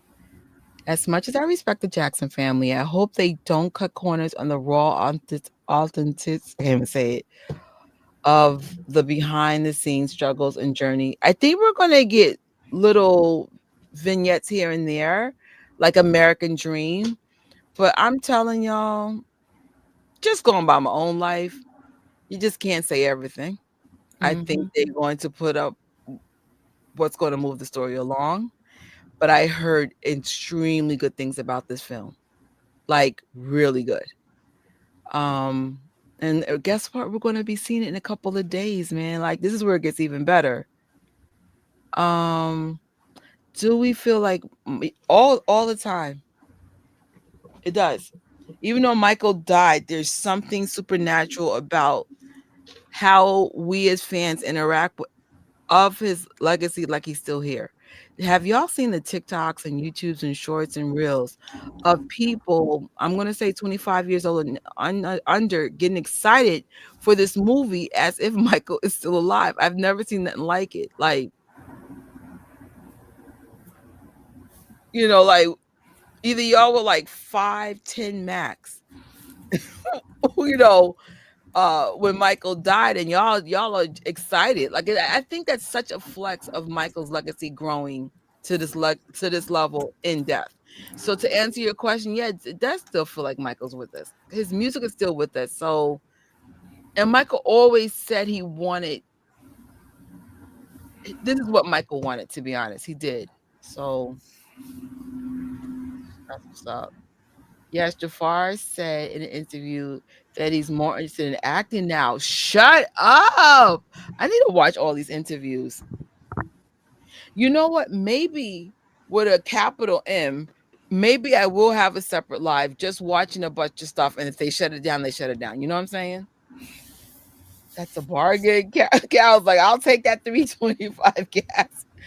What's Love Got to Do with It is one of my favorite biopics. That's a good pick because it offers so much personal information in the characters outside of what we already know about them.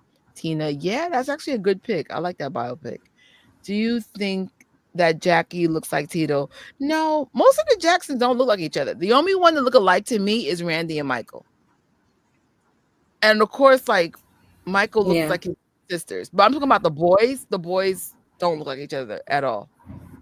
I think Yay. Jermaine kind of like he kind of looks like Michael a little bit, and like when they smile a little bit. No, I not don't to me. know. I see it Because sometimes. Maybe I Jermaine has want to the see it. underbite. Jermaine has the Yeah, underbite. like They all have very unique faces. they do. I'm like, no. They all have The beautiful girls are smiles, all though.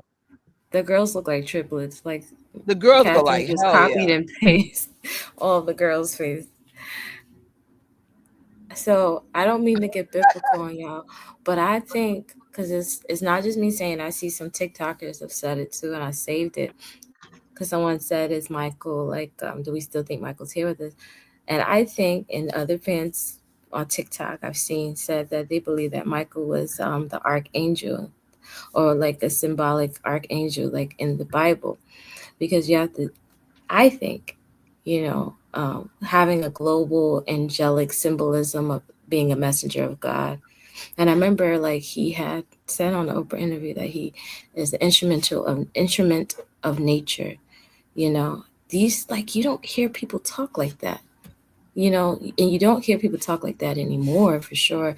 You don't even hear people being humanitarians anymore, people doing things for the world. And then his whole thing of wanting to make sure the like thing we got it right. And I don't know if people remember, and this is it. He said we have to get it right. We have like 4 years to get it right. That was a very specific thing to say. So, and the world has never been the same since. So I think he came here to give a message, and people try to taint the message, taint the messenger actually. And Right. I don't think he was supposed to stay here long. I think he was 50 years is a very specific number too. His number being seven. Like it was just so much alignment that um, he was supposed to be here for a very specific assignment. And it hurts a lot to think about it. I'm like, dang, you know, he really just was here for a very short period of time. And I feel for a lot of younger fans that are just discovering him and not able to even like, they wouldn't even know what the feeling was to be in the same time where he was like, here. So yeah, I just wanted to share that because it's not a coincidence that you guys feel like he, we're still talking about him 17 years later, almost 17 years later. We're still talking about somebody whose presence feel more alive than ever, more alive than any artist today. Like we talk about him and his music forever has a sound that just penetrates generations. It doesn't stop. You don't have any music that does that today. I'm sorry, you just don't. This artist is just transcending time, and that's what he wanted it to do. But that's a very specific calling to have on your life for you to keep going and keep going. And that's what he wanted. That's what he wanted. And you know, I just want to share that's you're not crazy if you feel like he was Yeah. really designed. And I think this image of him being um I don't know, I think he was an angel. I think he really genuinely was something that was sent here, sort of Yeah. like how people think of like a Mother Teresa, stuff like that. And I think we needed him in that way to really be in, let's think about it, Hollywood. And he wrote his songs about how what he thought about Hollywood. And we knew he was in the heart, like he was spit out into the heart of it all, like all of the chaos. That industry was so sick. He knew so much things, and they had to turn it around on him, even him using his home as a safe ground for kids, because even though he made it for himself, but knowing, we can't talk about the the files, but him knowing that that was happening, that really is like a significant thing. Just leading the kids away from that environment, and it's just it's insane. But yeah, I don't think he's ever going to stop growing fans. I don't think he's ever going to stop influencing people. I think that because, that message still lives on in the sense that we here are here for love. God is love, and there's something much more bigger than what we have our feet planted on right now, you know. So uh, yeah, the instrument of nature. I remember I had a guitar, and I wrote that on my guitar because I thought that was such a beautiful way to explain yourself.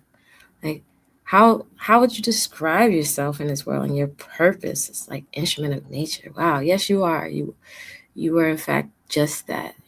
So yeah. That's actually beautiful. She was like, I put some thought into this thought.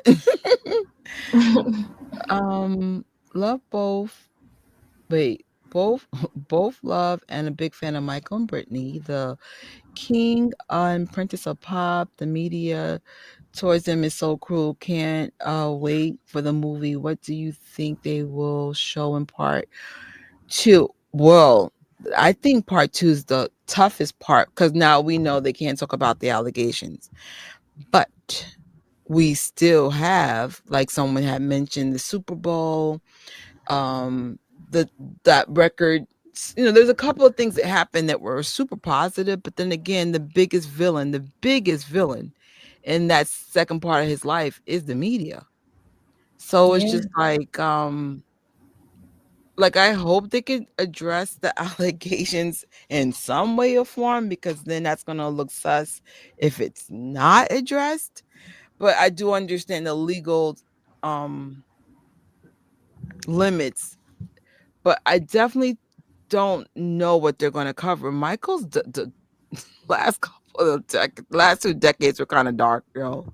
Like, it got real ugly once the Dangerous tour started, and then he started fighting people with history and blood on the dance floor. Like, Michael was on a microphone, slap down on that, and then, he comes out with Invincible, then he starts fighting the record labels, and then, of course, more fake allegations come, and then I feel like that last trial literally killed Michael Jackson.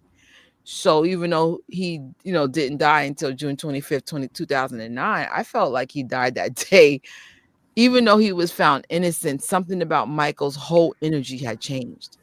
So I don't know what they're going to cover. I said Michael's second half was super dark, like super freaking dark.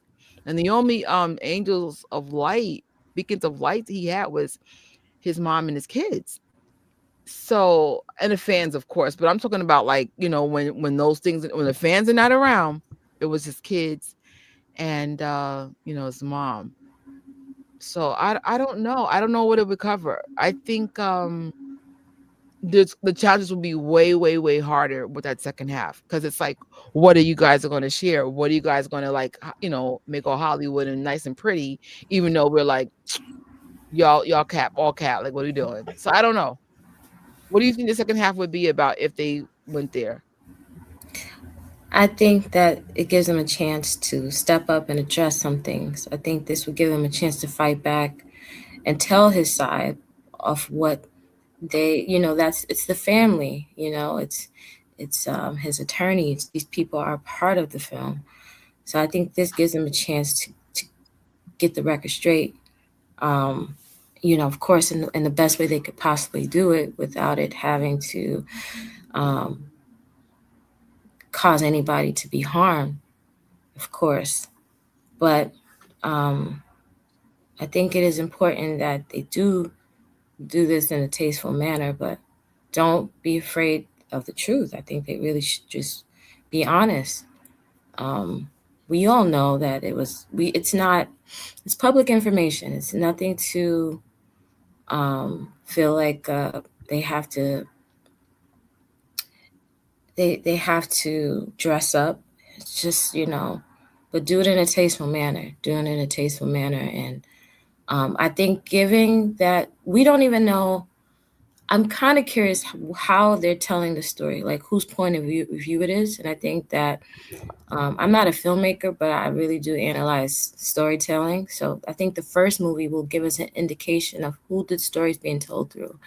So I think like if it's being told through the eyes of Michael, then it should go just fine for the second movie because we get to see the insides of how he felt and how perhaps maybe how he expressed himself to the family. I heard that Michael, when he would get upset, I think it was in the book. Okay, I don't know if this is a reputable book, but the rabbi's book. I think he had some point was he was Michael's counsel, and he expressed that Michael would throw things. He would get upset. When he got upset, he would, of course, that is a great release for anybody, But his mom would see him throw things. Um, I think it would really be important for us to know those details and see things like how he was able to manage his frustration. And besides, it probably built some sort of illness in his body. Another thing, not to get graphic, but that autopsy, I mean, I looked at it one time and I just threw it away because I was just so disturbed that this man was really hanging on a thread. His body was, and I was actually saying this to a friend the other day, that the spirit is so strong. People realize like the body is just a physical thing to get you through this life. The spirit really keeps up the youthfulness of how the body looks. So I think that the fact that he even lasts for so long, to be honest, lets me know that the spirit was strong, and then those last years broke him. So I think they need to be honest. They need to tell the truth, and they can't be afraid. I think the fact that even Toya got silent over the years because and she knows the names. I don't know. I don't know. I kind of have some ideas of who's a part of it, but I don't want to say it because this is your life. But I think that because I'm getting scared just talking right now. It's just like this is hard. So I can just imagine what they're gonna have to go Yeah. through, how they're gonna weave out some stories, but they have to they have to do it. They have to do it. We'll, And we'll see. I think I see. I'll be honest. I think they're going to play it safe. Like most biopics leave a lot of critical stuff out. So we'll see. Because I was like, I feel like part one is the celebration and the elevation of Michael Jackson. But if we're being honest, the part two is the how they broke this man down. Like almost the whole. I'm not saying every aspect was dark, but a lot of it was dark. So I was just like, mm. And remember, he got married twice in the second half of his life. What was that like? So it's just like, I'm right now, like, you're right. We need to see part one to get a better idea, like, what's the point of view, what story we're trying to say. But I was like, if it's like most biopics, they gonna play it safe. It's gonna be, it's gonna be interesting. Like, I mean, have you ever watched Searching for Neverland? And I remember Michael Jackson was really upset about something, and he was tearing stuff apart, like you yeah, said. That was also through the perception of the bodyguard.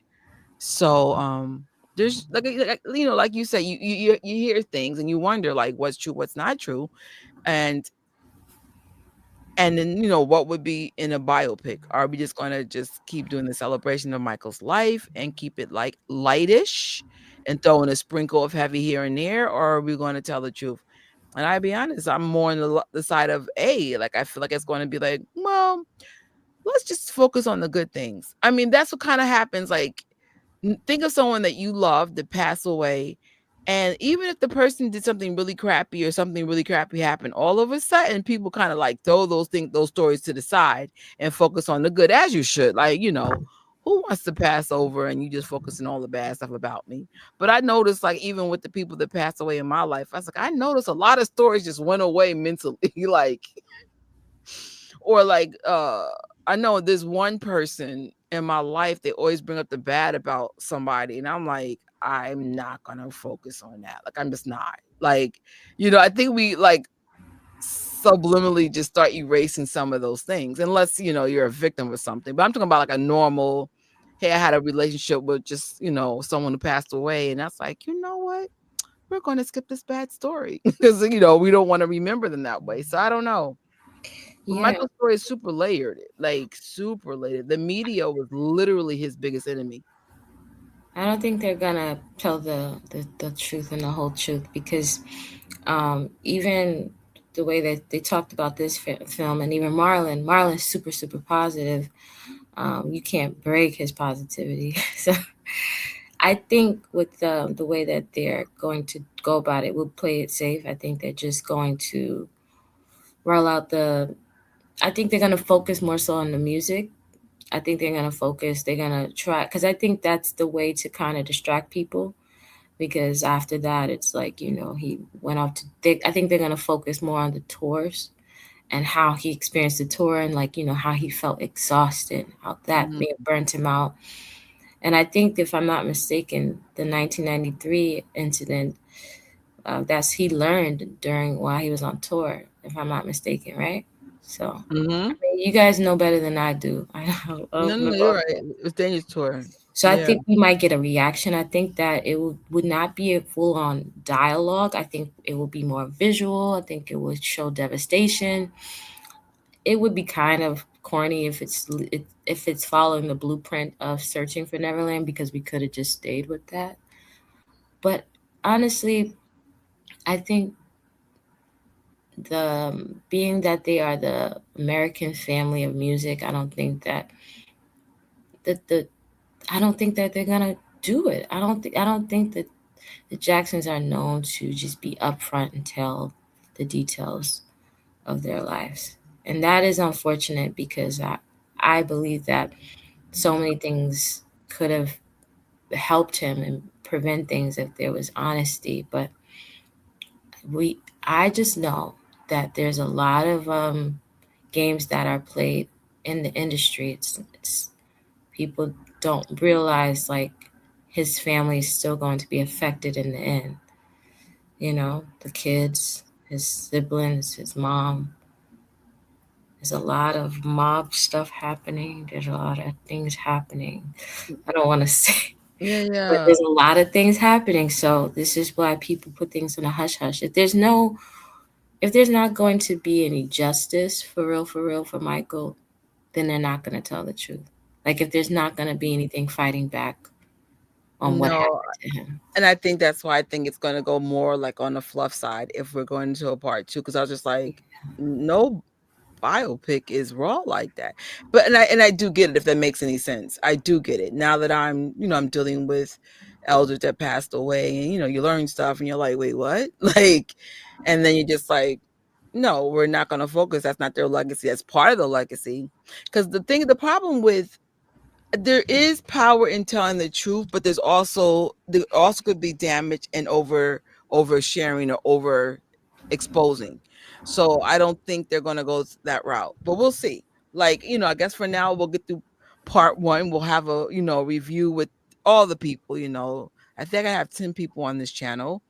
Just see what everyone's thoughts are, and then when part two happens, just see how it flushes out. But if I was them, if there's going to be a part two, if you're not going to do it right, don't do it at all. That's all I'm going to say. Because I was just like, y'all better tread lightly. A lot of people are looking at that part too, like, what y'all going to say? They are expecting some rawness. If not all, like some, like make it make sense. Because there has been a systematic chipping at Michael, and I think that would led to all this. So it's just like, even in This Is It, if you look at that, like when I saw This Is It back in 2010, we as fans saw it as a celebration. But now that I've dealt with people who have literally died in front of me and seen what death looks like, I'm like, no, that's a documentary of the man dying. Mm, Like literally his teeth were changing. I remember I won't say the relative. One of my relatives died in front of me and their teeth changed. They had really pretty teeth. And I didn't realize when your body is going through something, the teeth start messing up. yeah. So I was just like, look at Michael's teeth and towards the end. That wasn't the same teeth. It's just like, wait, what? Like super skinny. The relative that we see all the time, they're super skinny right now. So it's just like that was the documentary of a man dying. Yeah. So it's just like call for what it is. But it's funny when I saw it in 2010, I didn't understand what I was seeing because I never saw death yet, at least not to that level. And then I was just like, oh, this is dark. Like that's like I remember they had King of Popcorn and they were showing This Is It. I said, shoot, you won't see me there. I'll be crying on the floor. I'll Yeah. be crying on the floor. It's not even my dad. So nah. Shout out to the fans who did it though, because I'd have been like, "That's one you y'all could have gave me the ticket for free." I'm like, I ain't gonna be in that one. I remember being in the theater and I felt cold because I didn't feel the same way that people were so excited to watch. I felt exactly what you're saying. Like I saw a shell of a man trying Yeah, to get through these shows. So, I mean, that's something they need to address too. It's so much it's too stuff. much. It's like, It's and too much, it's this messy. man. I was like, y'all, let's see what y'all gonna do. Because then, because at the end of the day, everything's like a PR thing. I don't care what nobody say. So I was like, am I gonna watch it? Of course, it's Michael freaking Jackson. But I'm just kind of curious how they're gonna go about it. That's all. Um, I won't be surprised if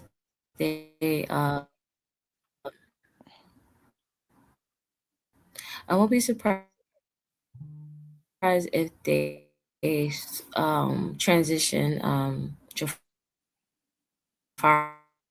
out and replace him because that would just be too hard of a story for him to get through. who knows? I never even thought of that. Hmm. Hmm. Let me see. What about Broth? I was 9 when he passed away. I didn't even know who he actually was at the time, but he changed my life for the better in many ways. It's crazy how that works. That's cool. The industry would literally not be the same without Michael and the Jacksons at all. It wouldn't. I wonder how close the film will look to an all American, right? I say everybody's homework assignment is to rewatch The American Dream. For sure. Just for comparison, because the fans are going to compare the two big time. Because Jermaine and his partner at the time did a really good job on that. Jafar definitely embodied Michael, and they couldn't have gotten a better person to play him. Snaps and snaps and snaps. I feel sorry for Brittany. Yep, she another one. Poor baby. Have you all read? No, so I read Moonwalker when I was a child. It was a long time ago. Then I went to go see if there was an audible, which I've honestly forgot to do today because I never have time to read anymore. But I've been doing audible books now. But we'll see. But that'd be cool because I remember I wrote a school report. They let me write about Michael Jackson back then. I feel like they want us to love one another. Absolutely. Shout out to the most diverse, amazing fan base ever. Like Michael said, great music never dies. Yep, yep. Um, do what, George? George, what you up to? I don't know why the good people die. I ask that every day of my life. The mannerisms, yes. I have nothing to say about Jermaine except including Jermaine. You're so stupid. Oh gosh. I saw Tina Turner movie long time when she was punched. Yeah, that was crazy. Uh yes, he was. And I think that's why we appreciate his music. You feel the love. There's a movie that I'm obsessed with. My new obsession is Project Hail Mary. And they were saying that movie took about 6 years to do. And what I noticed, I really have an appreciation for movies or music that is fleshed out to that level. Michael's music was always a couple of years in between, on average 2 albums a decade. Like Michael was not playing. I'm here for it. You gotta watch the Entertainment Tonight interview with Kevin. I have so much to catch up with. All right, Serena, I got so much homework, y'all. I'm just gonna go on YouTube and just put Jafar Jackson and just see what pops up.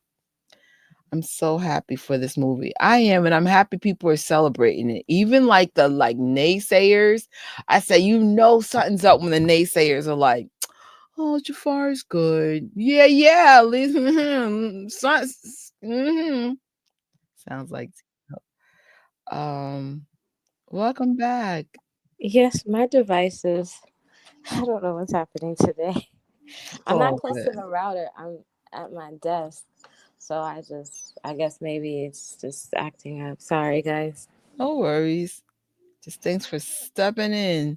Yes, I try to like Michael. Wait. Yes, I feel like Michael was so tapped into another realm of spirituality. All right. Like he really did come to bring healing and love to the world.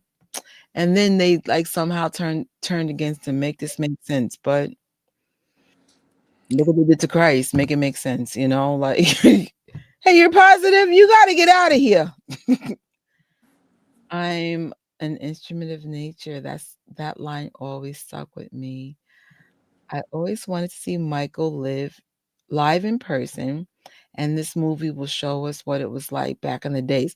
Listen, so I didn't get the video yet, but y'all gonna see either tomorrow or Monday. There's a video of me inside Lincoln Center, no, Lincoln Square AMC, and very quiet culture, like very quiet, moving, going. Shh, be quiet. So when the Michael trailer's playing, I said, yo, Lincoln's Square, I'm telling you right now, we're not going to be quiet. Yeah.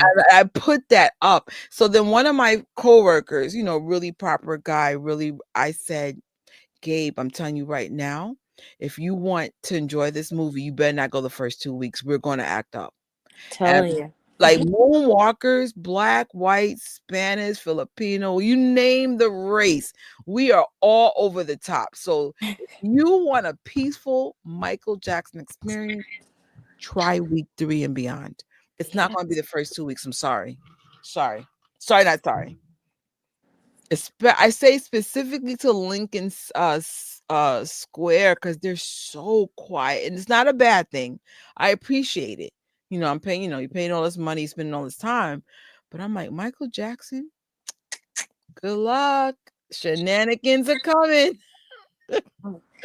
It feels like it's gonna be a party, a concert, all wrapped into one because some people never got to go to a concert, got to see him in person, or just discover this man.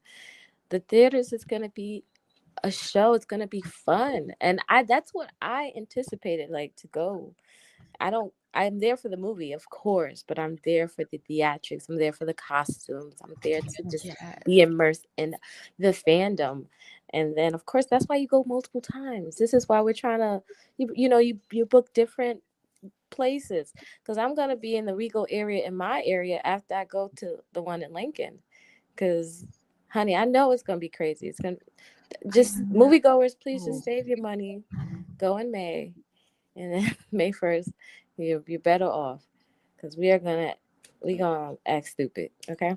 That's like I'm not playing. I mean, of course, I'll be respectful. I'm not gonna like be silly to be silly. That's bad movie etiquette. But I'm saying if there's a moment where you're, think Singing. right, things could happen. So I'm not gonna lie. My first screening, I'm gonna be with MJ fans. We Yes. will not be in Lincoln Square. We'll be somewhere else. Um, I really wanted to go to Harlem, but I had a weird experience there, like in January. So I don't know how I feel about the one on 125th anymore, because it's just like I don't know. Like I need time to process. I just be like, what? 'Cause I've gotten very spoiled in the movie theater experience, and I'd be like, if it's less than this service, I don't want to be here. No shade to Harlem, but that was shade. I always wanted to see Michael in person. Oh, in person, and the movie will show us. So listen, so I was around for Mania for real. We were children, and actually, I did not plan this, but these were the kind of shirts we wore when we were kids. That's why I was so glad they reissued. Because if I had my shirt as a child, the shirt would never fit, not even like half my breast. I mean, I'm little. I'm single digit child still. So the fact that they reissued these shirts, and then we used to wear buttons all around, and we had this crossbody bag. There was also cassette players, and to have Michael's face on it. There was so much Michael merch back there. Oh my gosh. But my mother only let me have a small amount because she's like, no, no idolizing, no idolizing. Um, but it was amazing. And back then there was a Latin group called Menudo. So either it would say I love Menudo or I love MJ, buttons all over you. And then like, we would be like, you Michael's better, Menudo's better. It was just so freaking crazy. And so you'll see a lot of kids with some Michael merch back in those days, like you would go to record stores. I remember my first vinyl was a picture disc, and this lady, I think her name was Dee Dee. And Dee Dee sold me my first vinyl. So it was an experience. I'm with my mom, and she's like, she really likes Michael Jackson.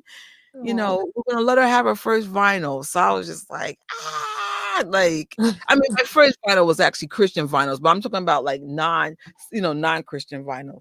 Like, then like the picture disc was a big deal too. We were like, there's a picture on it. So Aw. it was a beautiful time. Um, and then I just remember like Bad was the beginning of the drama because Michael's complexion is very visibly different from Thriller, and the whispers in the Black community was starting. And so, and there was no warning that Michael got lighter. We were just like, wait, what? So thank God there was no social media back in the Bad era. I think that would have been wow. And but the movie, the video got a lot of love for Bab and stuff, but I felt like that was the beginning of the rumbles and the problems for Michael, because he was getting lighter over time, and then people were not understanding what was going on, and those are things like I wonder if that's going to be in a biopic. I never thought about it because I said that was a thing for real, for real. I was just like, people like, wait, what's going on? No one's explained nothing. And then eventually, he told people he had vitiligo, but that's like seeing me, this complexion, and then I'm like Honey's complexion. You'd have been like, wait, what's going on, Trish? You're gonna want to know. And it wasn't like it was gradual. Michael took a break and then like boom, Bad, and you're like, what happened? So I do remember that being like the beginning of the public slightly turning on Michael. So I do remember that because I was like, wait, what? So yeah, but I've always loved Michael, but I'm just talking in general, like specifically in Black culture. I don't know if that was like with all the fans, but I just remember that was the thing. Like, yo, so he's not going to explain himself, what's going on. Then he was accused of wanting to be white. It was just a lot going on. So that was Yeah. I interesting. remember like as a kid, because I was such a big fan, and like my mom was a bigger fan when before so obviously I inherited her fandom. But I remember as a kid, kids would talk about it, and I'm like, I didn't have a reason, or I would make up a reason. I'm like, he only changes so that he could be look different for his music videos and different videos. So he's trying to just try new things and try things out. I'm like, so it's so crazy how the innocence of kids don't think in Hmm. that way. So my mom was just like, oh, he just wants to look different in each video, that's all it is. But yeah, I mean, and to be the biggest star ever, to have such a big skin condition, that I'm sure he was freaking out when he started changing. I know my mom, she had vitiligo too, but she didn't have it as bad as Michael. It was very vague. But parts of my mom discolored mainly on her hand. Very subtle though. But it's crazy because I see we just see white dots on my mom, and I'm just like, imagine there really wasn't any public awareness of it, and then like, the media is being the media. So you're like, that really had to suck. Um I used to listen to Earth Song and just cry. Oh man, this song's beautiful. No, I'm not gonna lie. So when Earth Song came out, I think I'm in high school or something, and I was like, "What the hell?" Like he making a whole song about the Earth, and at the time we like, "Yo, Michael, you putting 20 on 10. You doing a lot right now, brother."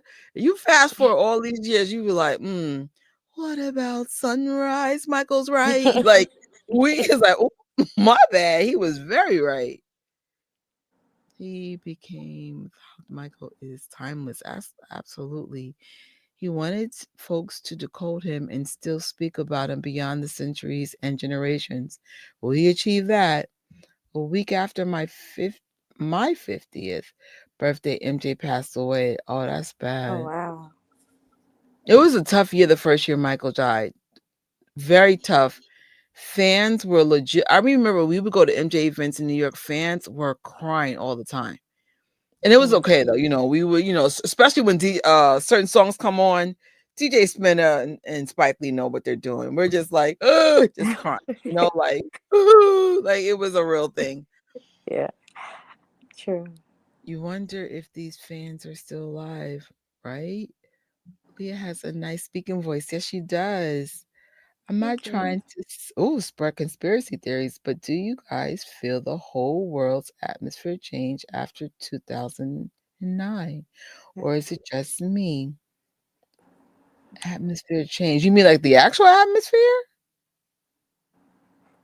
I think they mean more like there was a shift in like the way that we operate and how humanity has been with one, like how we are with one another. I think There's so. been a shift, but I wouldn't say 2009, but there has been a shift. Mhm. I hear what you're saying. I know where you're going with it. No. So when Michael died,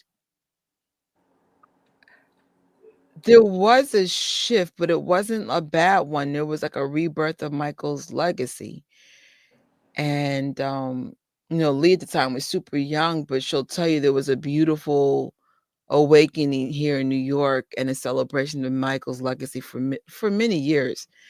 And of course it faded because Apollo wasn't supporting, and the fans were getting older and they had their own kids and their own lives, and things kind of faded away. But no, I feel a shift now, but I would just because it's a lot of heavy stuff going on now. But no, it was a beautiful. It's sad Michael didn't get to see this the celebration of him. Even now, like this is coming out, and you're like, dang, this would have been so nice if Michael got to see Jafar play him. But yeah, I here we are. know. Oh man, that just hurt me just now. Look, like thinking about it, he won't even get to see his own nephew. You Yeah. know, dang, that's sad. Mm. Oh, I've heard that before too, that he did know about the files. But you know what? So I heard that could be a fake story too. But Mm. I always wondered, right? Because us normies, we hear stuff too. If we hear whispers, what do celebrities hear? You understand? Those whispers come from somewhere. So we don't know what Michael knew and didn't know, or what Michael experienced. We still don't even know. Like I said, we'll never know. Like, for example, all the industry kids that come out and said all these things happened to them, but this happened decades later, like you hear stories later. Um, we don't know what Michael knew or didn't know, or what Michael experienced or didn't experience, but I am curious to why Michael he was super protective of children, and it makes me feel like he knew something, or Mm. maybe he heard rumbles or something. Because I said, if we're hearing rumbles, well, what are they hearing? You know what I'm saying? Like, I've always wondered. And Um, always also take into account that he gravitated and created friends that were in Hollywood who were also child stars. So he understood that there was a need for protection and that to guard the children. Now I don't know if it's a fake story, if he knew or he didn't know, but I think the only fake part of the story is that he wasn't a part of that. I think that I agree with that, but I think that he knew some things. I think he knew a lot of things. I think he was in places he wasn't supposed to be. I think he heard things he wasn't supposed to hear.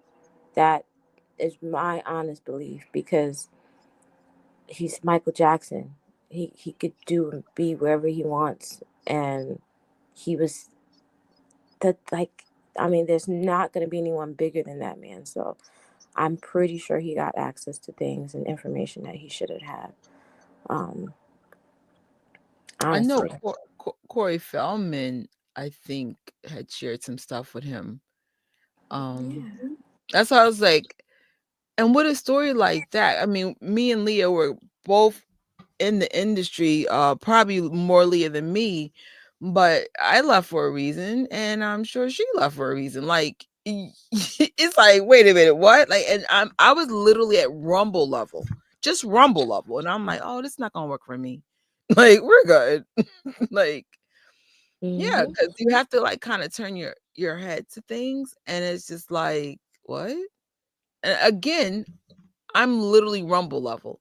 Like the most I've ever seen is like maybe underage interactions with teenage girls versus someone that's maybe 21. This is not epically bad, but again, Rumbles. You're just like, do I want to be part of this? Nah, that kind of thing. But imagine like people that are deeper in. Like I said, I know I've heard some stuff. I was like, So yeah, instead of me playing a blind eye, let me just go back to my job. Elevators to the left, bathrooms to the right. Like let me just stay in my humble lane. Um, I believe there's awesome, good people in the industry too, but I just feel like they get punished the most for just not, being down with the shenanigans. So it's interesting. Mhm. And I was like, oh, actually in our church we have a division of people that are in the industry, but they also, they're Christians. And I was so excited. I was like, oh, why? They're mainly photographers and first. I'm like, how can I get down with this crew? Like, because it's tough because like everybody will be doing certain things, and you're like, well, I don't do that. I don't do that either. So it's like, yeah, I just kind of stay out of most of it. Just stay in the movie theater, watch cartoons, and call it a day. Like I don't care. I used to it used to hurt me just watching how they really yeah. I mean, it's still an issue, but it's gotten better. Um, I don't know. And I find it so effed up that there's legit crazy stories being exposed. And I'm like, y'all still trying to like throw dirt on this man's name and you still have zero evidence. Leave me alone. Like make it make sense. But I get it. You need him to distract from what's really going on. Got you. Mhm. It's weird. I was just like, so we're not gonna focus on any of the news stories? That's awesome. With evidence. I actually had to stop watching certain YouTubers because I just couldn't take it anymore because it was messing up my psyche with all the stuff that was coming out. 'Cause it made me hate almost my whole entire music industry. Like I have a big music collection, and I'm just like, I'm probably gonna literally sell the whole thing on eBay. I'm like, I don't even see artists the same anymore. I just be like, so this happened during this record, that happened with this artist. Like I just can't even see things the same anymore. So I was just like, this sucks, bro. Like, what are we doing? Then most of those artists are broke. It's like, what was the point of them sacrificing if they have nothing to show for it? But really sad stories and no money. Yeah, They my never. Oh, I'm so go sorry. ahead. I was saying that I don't think the industry ever anticipated for the artist to outsmart the whole industry. I think that was the big deal. Like, they want to make sure that a Michael Jackson never happens again. Not in the sense of popularity, but more so the business aspect. Um, he could have, I think he was in the works of doing a lot of things that was going to take away um, all of the background stuff when it comes to the industry. I think he wanted to just make it easier for artists to flourish. Um, and I think that because of his mentality and his business savvy ways, I think they wanted to make sure that no one ever outsmarts that again. No one ever gets big like that. You don't own your music. Oh, and you own other people's music. Oh, you own elevator music. You're creating music for for video games, and then he wanted to get in the film industry. Oh no, you're done. You gotta go. That's how that Yeah, happens. that's I think that's what makes it like He did Like, not outsmart the sharks, and that was the you know what problem. I'm saying? But I it's mean, he so outsmarted. crazy that you even have to fight for what you work for. Hold on.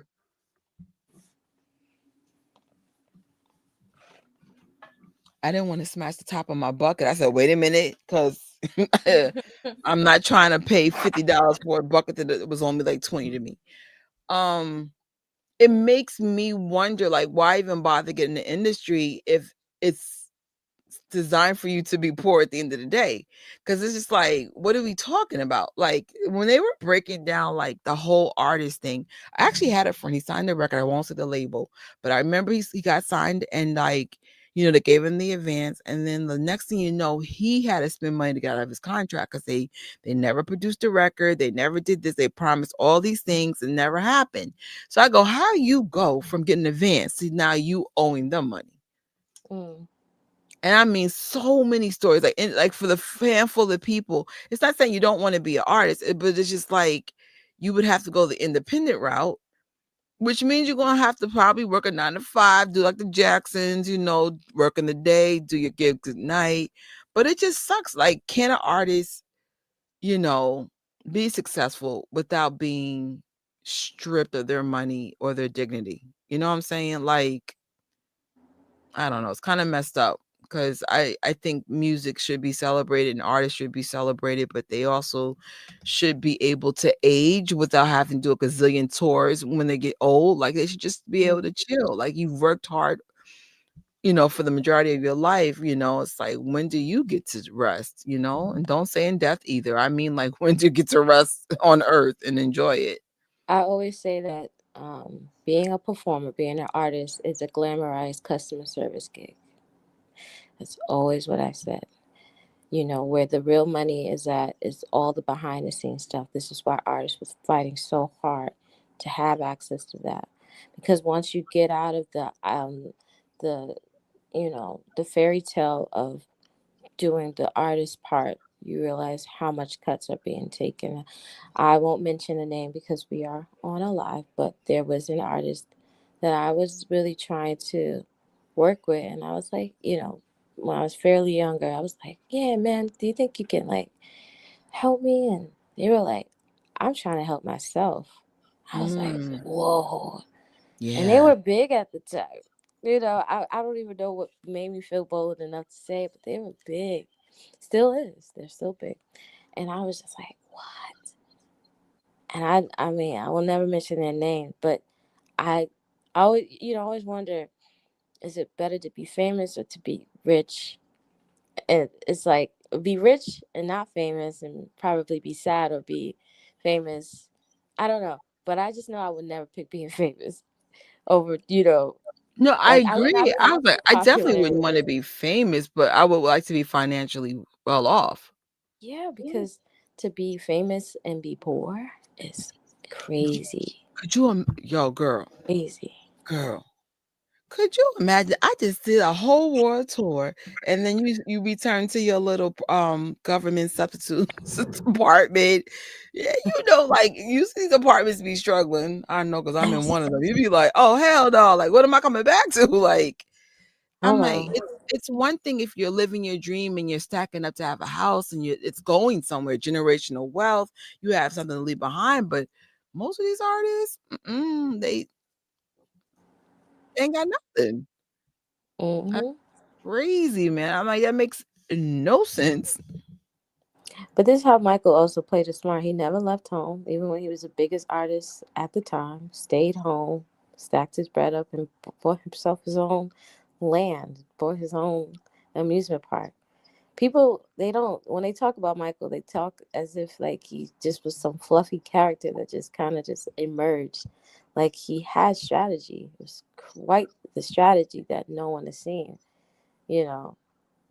And I Yeah. think a lot of artists go into it with the fluff, and they think of all the, they don't realize how much they have to pay back. That labels are really Mhm. just loners, and it's just a bunch of people just waiting for you to make back, you know, what you borrowed. It sucks, but and then Michael was always sending things to charity. I still haven't quite understood. I mean, I get it, but I think the charity thing is also, there's a payout in that some way. I think that was a strategy too.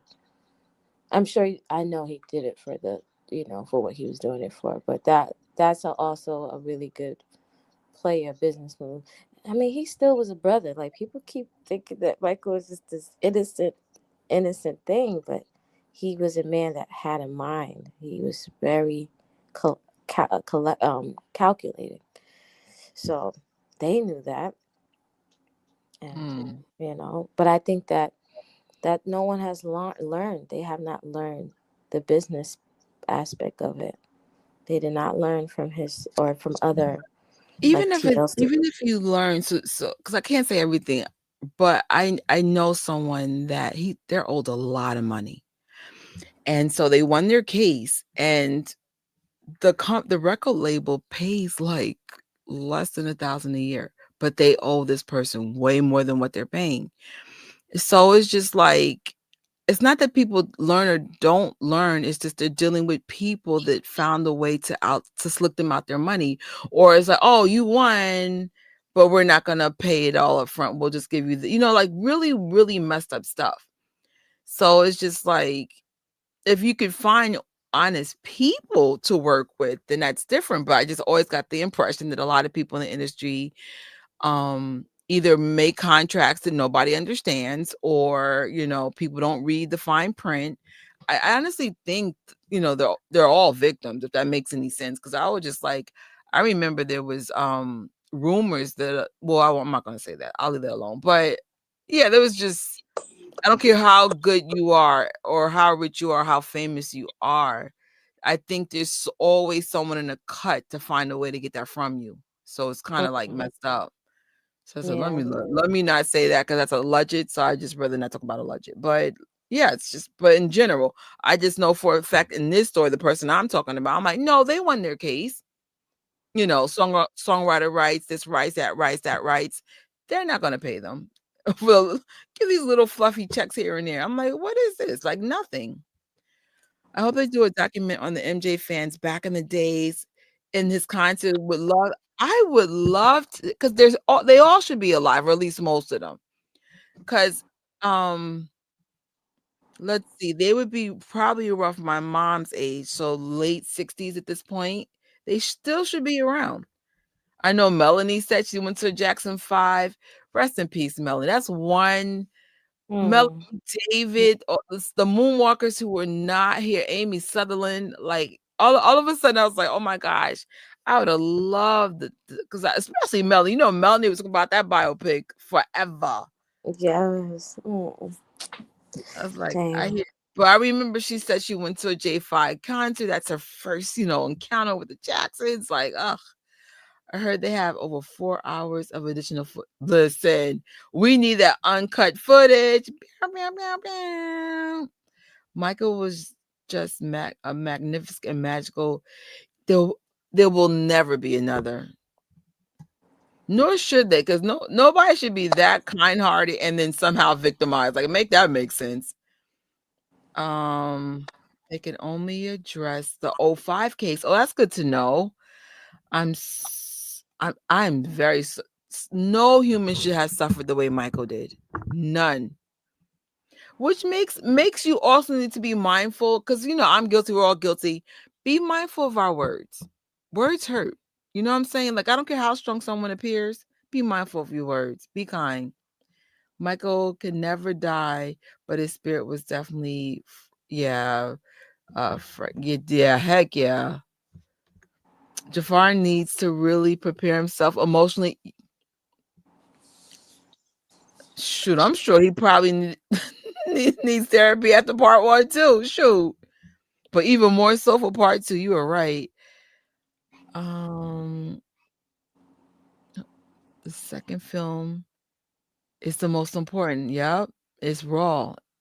Like, y'all can fluff it if you want to, but phew, we were all there. We saw it ourselves. Like,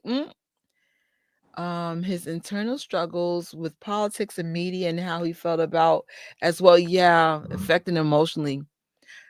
That Listen, when I got into the whole without saying specific cases of all the industry being exposed for the last year, I remember when I checked out, I said, "Nah, I can't do this no more. I can't do this no more." Like it was getting to me.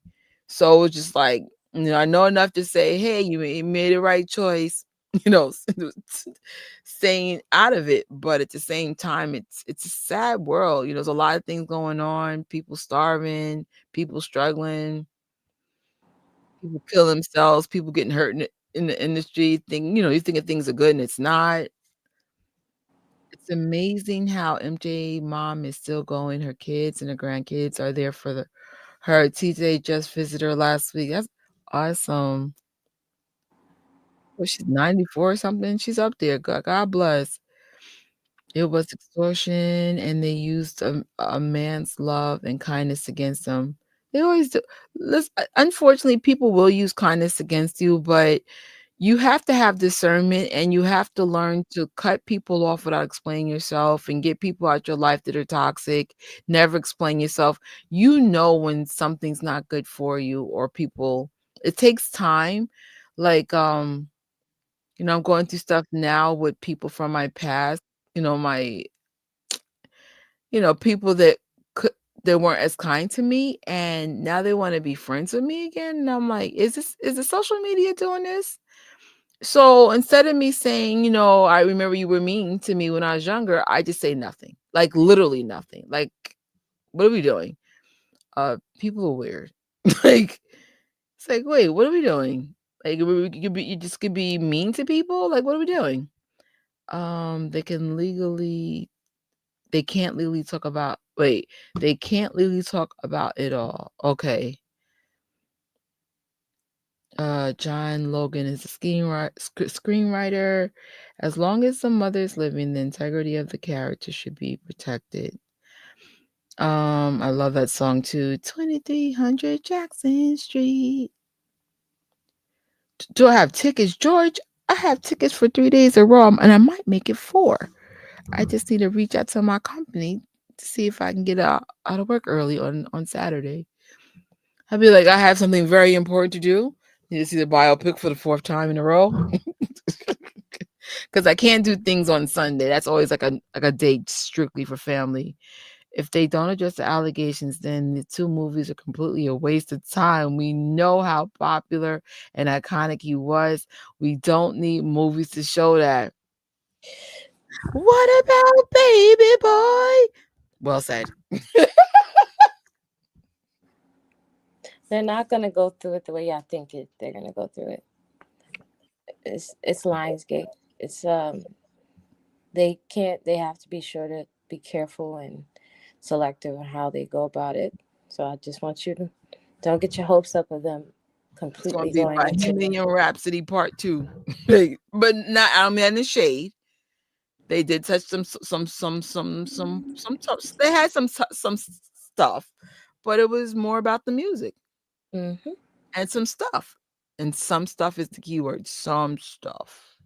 They got you got to remember they have to tell Michael's story and not give off anybody else's story. Like that, you can't risk speaking on other people, and that's what they're gonna.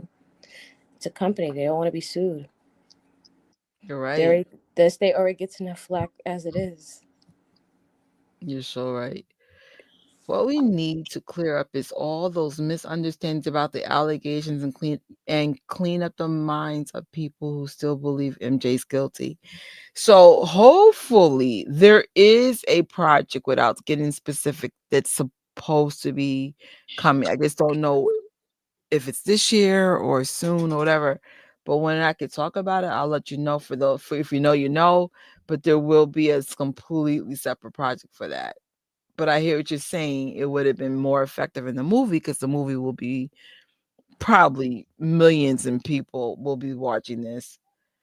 For me, clearing up the misconception about the allegations is more important. Yep. He was actually relevantly helped that personally don't just describe to be the fact that he is a little man. They killed his spirit, but he was a strong man ultimately, and They dimmed wait, and they took him out because but there was definitely physical changes. Like, so one of my relatives was in hospice and literally like they were dying in front of us. It took a couple of months, but it happened. And I have another cancer family member, and like the body it changes. And I hate to say it, there is common factors physically in Michael and my two relatives. So even though I didn't see it in the beginning, I so see it now. You know what I'm saying? Because like I said, if you're not around something, you're not even aware of what you're looking at. But I was just like, huh. Michael, in my opinion, should have never been on tour for This Is It at all. He wasn't ready, you know? He could have got ready though, but I just think he wasn't ready for what they were trying to push in that time frame. I think with maybe some Dr. Sabi remedies, uh nutritional, I think Michael was going through a lot internally for sure. There's things I can't talk about because then it goes back to the alleged stuff, but there were some issues towards the end. That's why I was like, what story y'all telling? Because Michael had some issues that kept him up late at night, man. And I think that Mhm. was a factor to him being very sick, him having trouble sleeping, him having trust issues, like the list goes on and on and on. Just watch Searching Neverland. That's a nice, I call it PG version of what he was experiencing, but it still gives you some Easter eggs. And then for Searching Neverland, there is an accompanying book called Remember the Time. Like there was something going on, man. It was getting crazy. Uh they leave out the damage. They leave it out. They destroy the legacy. The truth needs to be revealed. They I agree with you guys in the sense that that needs to be addressed because that has been a looming black cloud over his legacy. So even though I would say maybe 50, maybe even 60% might believe he's innocent still, you still got to deal with a group that still thinks he's guilty. I know, like, I got attacked on my TikTok on some of the things that I post. There were some other things going on that I had saw in reviews. So there is some damage that needs to be dealt with, whether it be a separate film or in the second part, like it's a thing. The stress that MJ was under was too much. If they, what you call it, let me see, leaving out the allegations will not fracture his legacy. If a documentary in 2019 didn't, then why do you think a biopic without allegations will? Mm. Okay. Sony did Michael dirty. They also did 3T dirty. Listen, the industry in general, they do put their artists dirty. It's very rare a artist gets a fair cut of what, because some artists write their own music. That's how you get more money. Most artists, man, they end up back where they started.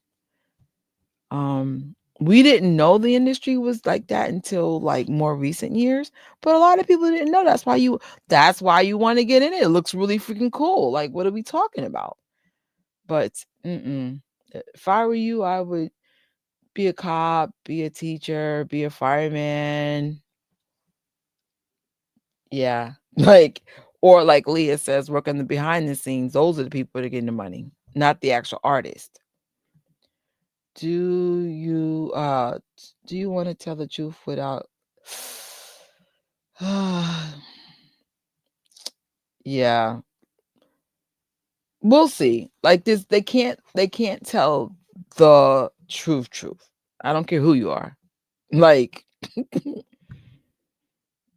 it's most people focus on the good. That's for famous people or non-famous people. If you skip the allegations, then people will even more strongly believe that Michael is guilty, showing all the good things while skipping the dark moments. So I don't know if you know this. Remember, initially they were going to address it. And Prince was really happy about the story they were going to share. And then they found that they couldn't share the story. So maybe when they find part two, they'll be able to have a similar story where you're going to get some tough parts. Even John Branca said they were going to speak on some tough stuff, and then things change. So we'll see. I think maybe maybe between John Branca, what he said when he was on TikTok, and Prince, that maybe there'll be something in the middle where you can say something of substance that will still clear the air, but at the same time not get sued by the 93 family or whatever. Right.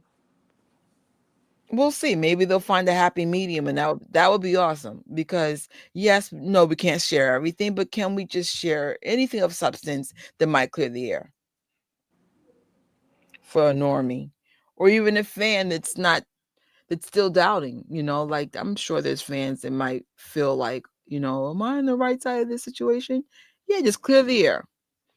Director's cut and additional added footage will hopefully be in physical copy. Yeah, because I know for a fact they're getting rid of physical copies, but please do not do this for Michael. Please, we want a physical. I don't try to think too much about the second part. Let's concentrate on the first one, right? Haha, I mean, you just address everything, so it's very tricky. Honestly, I agree. You're right. So let's just get through this storm. 'Cause, Yeah. people could be glazing and they could be hyping this up, and we'll be like, "Oh, this sucks." I'm sure it's gonna be fine. I think it's gonna be more than fine. I think what the pushbacks. That's what the pushbacks about. Yeah. Um, they cannot.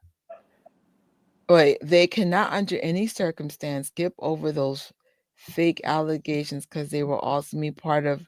Yeah, so we went to Paris. I'll never. First time I ever been to Europe, and unfortunately, the only time I got to go to Europe. So we went to this exhibit in Paris, and I was shocked. Even some of the allegations was part of the exhibit. I was like, really? Wow. That's how you know we got a problem. How is that part of the exhibit? But it is. The people who think Michael's guilty is going to continue to believe Michael's guilty. A biopic won't change that. Facts. No, there are people though, like Candace Owen. There's a couple other people who thought Michael was guilty, and Yes. now they don't. She's So, been going really hard too hmm lately to explain his story. yeah, it's like you never know. People can change your mind if you can present a clear story Hmm. on innocence. And I think when we had the Marching with Michael campaign last year, it was really telling that there were problems. There were people creating narratives to extort money from Michael, to tarnish his name. Just there was just I mean, it actually happens to a lot of celebrities, by the way. People just know they're easy targets, but um it's unfortunate, Michael has to deal with this for so long, even in death. I think Michael might be the first celebrity in death they were going after. I'm like, wait, what? Wow. Yeah. So people raise the question: if Michael is innocent, then they can't. Then why can't they show the allegations in the movie? Part two is going to have to find a way to address something. Yeah, you can't hide the truth. It feels like something forbidden not met for the audience to see. Michael was such a private, but he wouldn't have wanted that footage released. The allegations are not easy to explain. It's not something you can just get in a movie that's meant for entertainment. That's true. Because That's even right. in our research, it took weeks for us to get through all that stuff. They're not replacing Jafar. Got you. Jafar got Jafar got this far. He won't be replaced. His power. Yeah, I guess I'll have to age him up. They filmed most of the story they wanted to tell. They just wanted They're just waiting on the tickets to sell numbers to determine if they're going to get the numbers. They're going to get them. They're going to surpass the numbers. I think it's going to be one of the biggest musical film,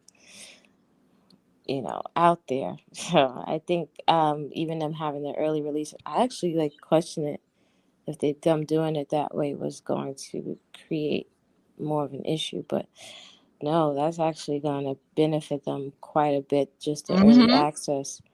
They're looking towards like $1 billion after the early, and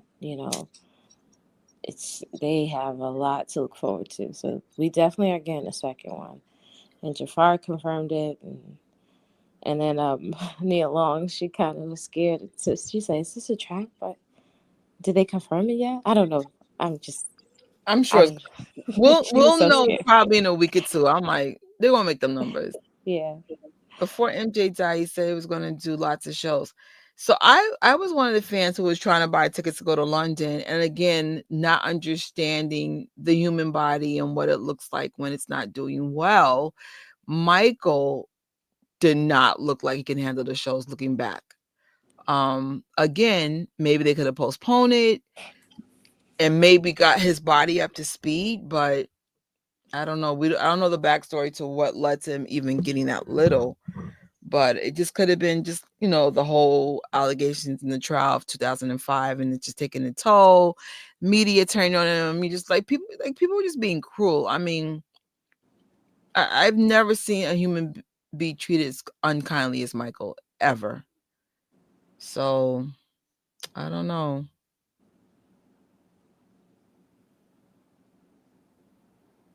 Oh, wow, that's crazy. I watched someone's reaction to This Is It recently, and they mentioned despite MJ singing well, he seemed fragile and fatigued. He did. He did. I was just like, wow. Well, it was said to do legal issues. Some things can't be mentioned without a lawsuit. I already heard they had to cut something and reshoot due to legal stuff. Yeah, that makes sense.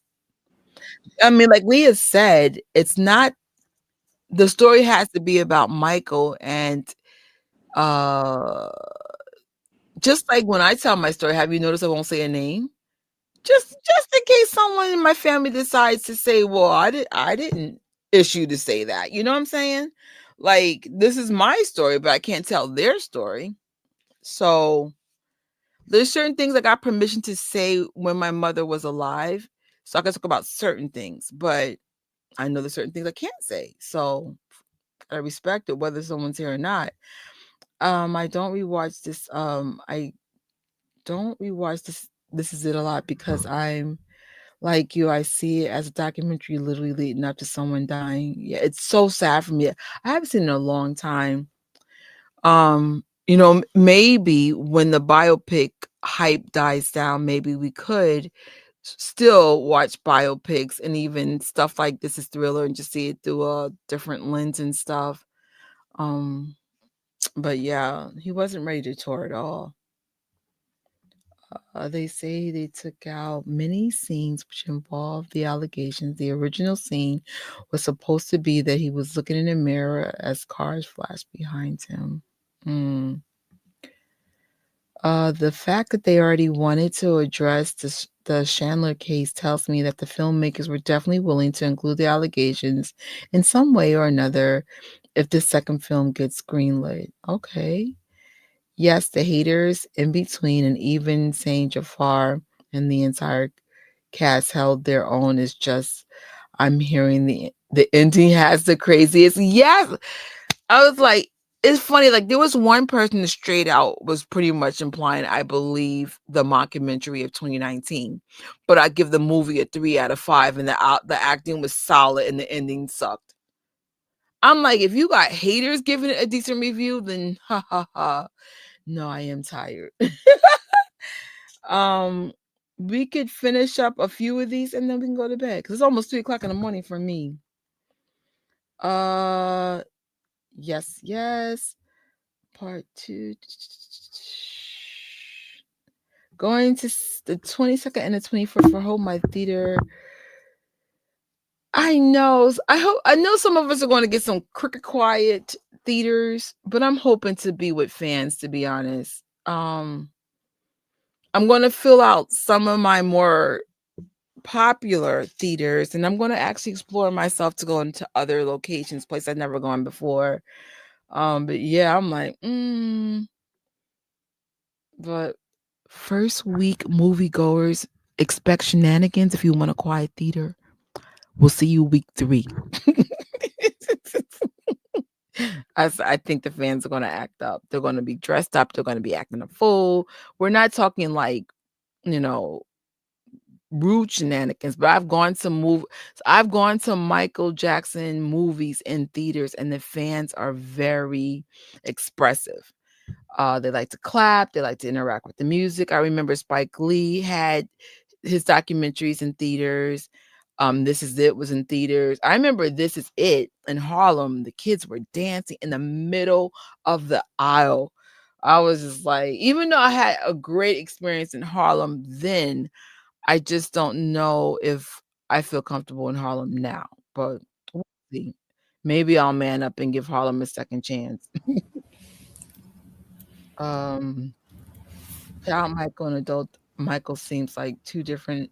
Absolutely, absolutely. I mean, aren't we all we're all completely different from our child version to our adulthood version, even though our child version affects our adult version. How funny that is, but we're a lot more naive when we're younger.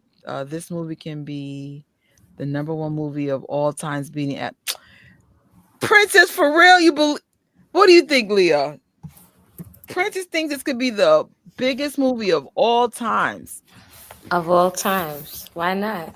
I agree. Okay, I speak think it into in existence. I think in a musical standpoint, maybe not. Oh, biopic, hell yeah. Yeah, like it's not gonna. There's not gonna be anything bigger than this music wise. And as far as like the box office, I also was just thinking maybe it would change the idea of theaters a little bit because it's gonna feel. I don't know. Maybe yeah. I mean, Taylor Swift, Beyonce have had concert movies, but I don't know. This Michael's always breaking some sort of record, changing something. So leave it up to his fans to make some sort of impact that would be revolutionary. So I They're think all doing a great job on with the shorts.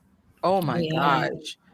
Like, if I didn't know who Michael Jackson is, I'd be like, "Oh, I'm going to the movie." Like, the fans have made the marketing epic. I was just like, there are people reviewing T-shirts, what to wear, how to dress, how to show up. Like, it's a thing. yep.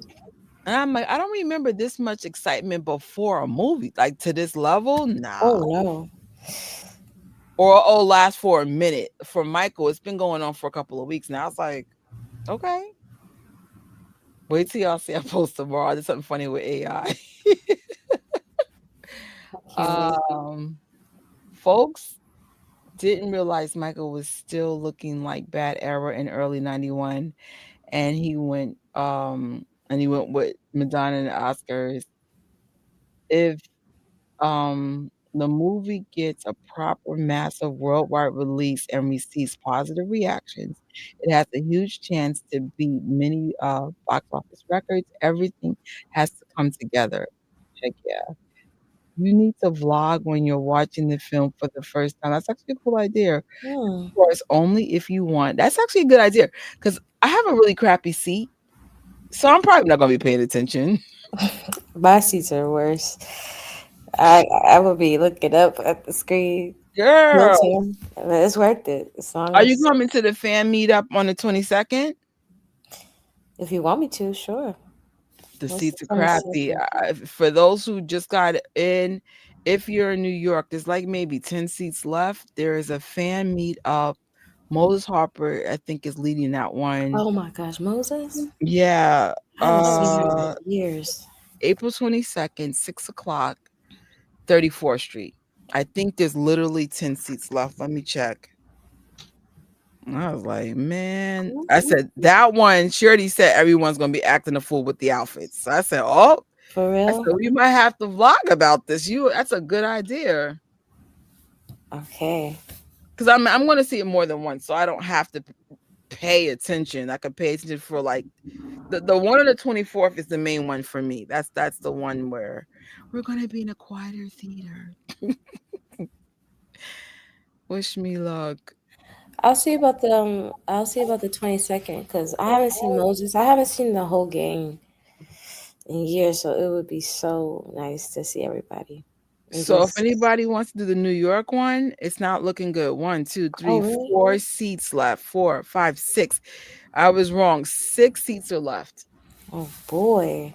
So I won't So put that what's on my social handles except for like this live. If you're watching 2 hours and 56, 54 minutes, and then you clearly wanted to like figure out what's going on. But there's only 6 seats left. Hot mess. One, two, yeah, six. Even the handicap seats are gone. oh gosh. So I was like, Hmm. damn. But that's where the New York homies will be. That's the people that you'll see in my vlogs for the last decade and a half. She didn't disclose who was going to be there. She just said people are flying in for this, and I was like, all right, Wow. say less. Okay. I'll grab a ticket as soon as we get done. I'll have one of those crappy seats. Just to be with y'all. You'll be in the front with me. I'll be like, Leah, what's good? Yeah. You'll see us dancing in the front. Yep. We're gonna be having fun no matter what. Like, whatever. I'm sure I'll get a good seat sooner or later. Um, sorry. That's how you know I'm struggling. It's getting harder and harder to read. Hmm. My theories that the Pepsi accident was so traumatic to his body physically that it kicked the can it? That do you know if that affects vitiligo? I'm not familiar, don't know if it does or doesn't, but to bring that up though, I know the Pepsi accident was the beginning of trouble too for him, like real trouble, painkillers and stuff like that. Uh, let me see, is there any other ones? Okay, I feel like there's a shift in terms of something was lost. It was like magic left. There was a surge of energy the day he died. I didn't know how to explain it for those who that I can understand. Yeah, for sure. There was definitely a loss. Michael's the first celebrity that passed away that the mourning was equal to how I mourn for my own family. Like, I was legitly crying over him, like, for weeks, months. Um, yeah. Yeah. That I could say, yeah. I think the music industry stopped trying to go above and beyond with music videos and quality. Now, if you wanna make money, you have to be viral, and you pretty much gotta, like, either get a good what they call it, social media team, or you just gotta be really good at yourself. Like, music sells so differently now. Your video, you gotta, like, be viral with TikTok, and it's just different. Like, half the time, I don't even know the new music. I only know, like, the little part that's 7 seconds viral on TikTok. It's weird. I mean, I don't think it's gonna break box office records. I mean, it's not a Marvel movie or actually makes more than money, but to the numbers aren't important, the quality of the film is. Okay. So and also that's another good point. It is competing with really big movies this year. The Odyssey, Doomsday, Dooms 2. I'm not I don't think The Mandalorian's gonna be a threat, but I'm sure it's gonna make money. Um, we have some top contenders, and there are a little bit of whispers of Project Hail Mary getting something. I just don't know what category it might be for. Who knows? Like, who knows? But I love that movie, so who knows? I'm never gonna say because I'm sure we're actually know that MJ knows, but it might be decades from now.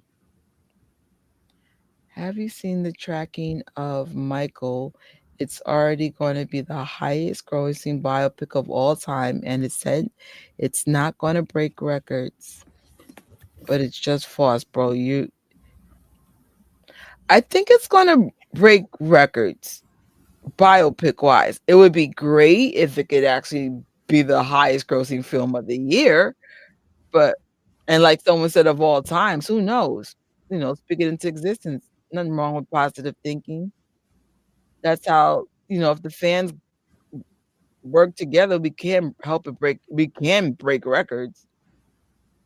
How many Michael Jackson fans is on YouTube? Was it 30 million or something? Michael has a lot of fans on YouTube. 30 million or something ridiculously high. Um, y'all having a back and forth in here, but you're from that's cool. Uh, all right. I think I'm gonna wrap it up. Leah, do you wanna finish any last words? No, this was great. Thank you for That's inviting funny. me. They say you sound like Janet Jackson. You do. Gosh, thank you. I think that's a compliment because she has a great speaking voice. But no, I thank you so much, Trish, for doing this. I know that took a lot to just even get back into this, and it was nice to just stand beside you, and Mhm. your sister for life. So I mean, you're doing wonderful, and I know that you're juggling and trying to just maneuver your channels, and hopefully, if not this year, then the next time they do the rollout for the second part, they make sure they have the right people on board. That's all. Yeah, I was like I said, I'm for the most part, I'm happy with the people they chose, but there's a couple of people, German, MJ fangirl, just don't forget them next time, man. They Well, I work wouldn't. hard. I would check in with her. I think she's gonna be just fine. Okay. So, just like, it's like there's some fans, like Leah said, we're all equal, but there's a couple like, just be nice to recognize that there's some work harder than others. Yeah. That's cool. But I hope everything works out, at least for the two people that I was like, hey, tour in LA. Like, I hope it works out for them. Yeah, and I hope that for those that will be local like me, that one that you will receive, this is where you're supposed to be in your time right now. But when you go to the theaters, you're going to show up with premiere energy. And if you don't know what I mean, go ahead to Gadget Trish. Lee will tell you I'll be going to the movie theater like it's a runway almost every freaking I love time. it. I think only one time I came regular. I had khaki pants on and then I had a t-shirt, but it was actually a Hail Mary reference and sneakers. Cause I said next week there'll be stilettos, there'll be glitter. I said, let me just take a time out. We gonna make it red carpet. And that's what life is about. Making it red carpet no matter where you go and creating your own tables and creating your own spaces, and see who comes at your table. So with that being Absolutely. said, Sleepy Trish and Lee is going to be out, and Sleepy too. I will be back. I just don't know when. Should I do the watch party for the biopics? Do the watch party. Do the reaction, like the video they said. I think that would be fun. All right. If all goes well, we'll do a watch party. Okay, if we had to pick between Elvis and Bohemian Rhapsody, let's just say I could only do one. Which one Hmm, wins? that's a good question. I did like the Elvis Bohemian Rhapsody. Yeah. That's a hard one because I like them equally. I would say, I don't know, maybe Elvis, given it's like, I don't know, Queen. Come on. But okay, we got Bohemian Rhapsody in the chat. Okay, Okay, so that's true. okay, So it's okay, unanimous. so y'all put. So I'm gonna try to do Bohemian Rhapsody tonight, but if there's some hiccup with the family, then we'll do it tomorrow. If all goes well, we'll do Bohemian Rhapsody later on today, much earlier than now, and then we'll do Elvis tomorrow. What And about the Jackson American Dream? Have you done that in the we recent? have, we have. but we can revisit it. Um, yeah, we'll work some stuff out because I'm in New York. I mean, we can't do everything the first week because we clearly will be in a movie theater. Mm-hmm. But like Sundays, I don't go to movies. It's usually family day. Maybe we could do Sunday and Monday. We could do American Dream. Let me just reach out to Tori to see like what's doable or whatever. Because Tori works a lot, so maybe I'll be by myself or maybe have Leah join or something. Like we'll figure it out. We miss you, Tori. We do, but everybody's working. It is what it is. So even me, I'm like, you see, I've been gone for a minute. But yeah, with that being said, good night. If for those who go to church, I'm sorry, you're gonna be tired now. And hopefully I'll see you guys later on tonight and we'll do Bohemian Rhapsody later on. But thank you so much. And thank you, Carol, for the tip. Pew, pew, pew, pew. Keeping the lights on, keeping the lights on. And thank you, Leah, for co-hosting. You did a great job. AKA Janet Jackson. Thank you guys. Good night. Good night. Thank you for watching this live or replay. Make sure you sub to this channel to get more content like this. Don't forget to like the video, share, and I will see you guys real soon.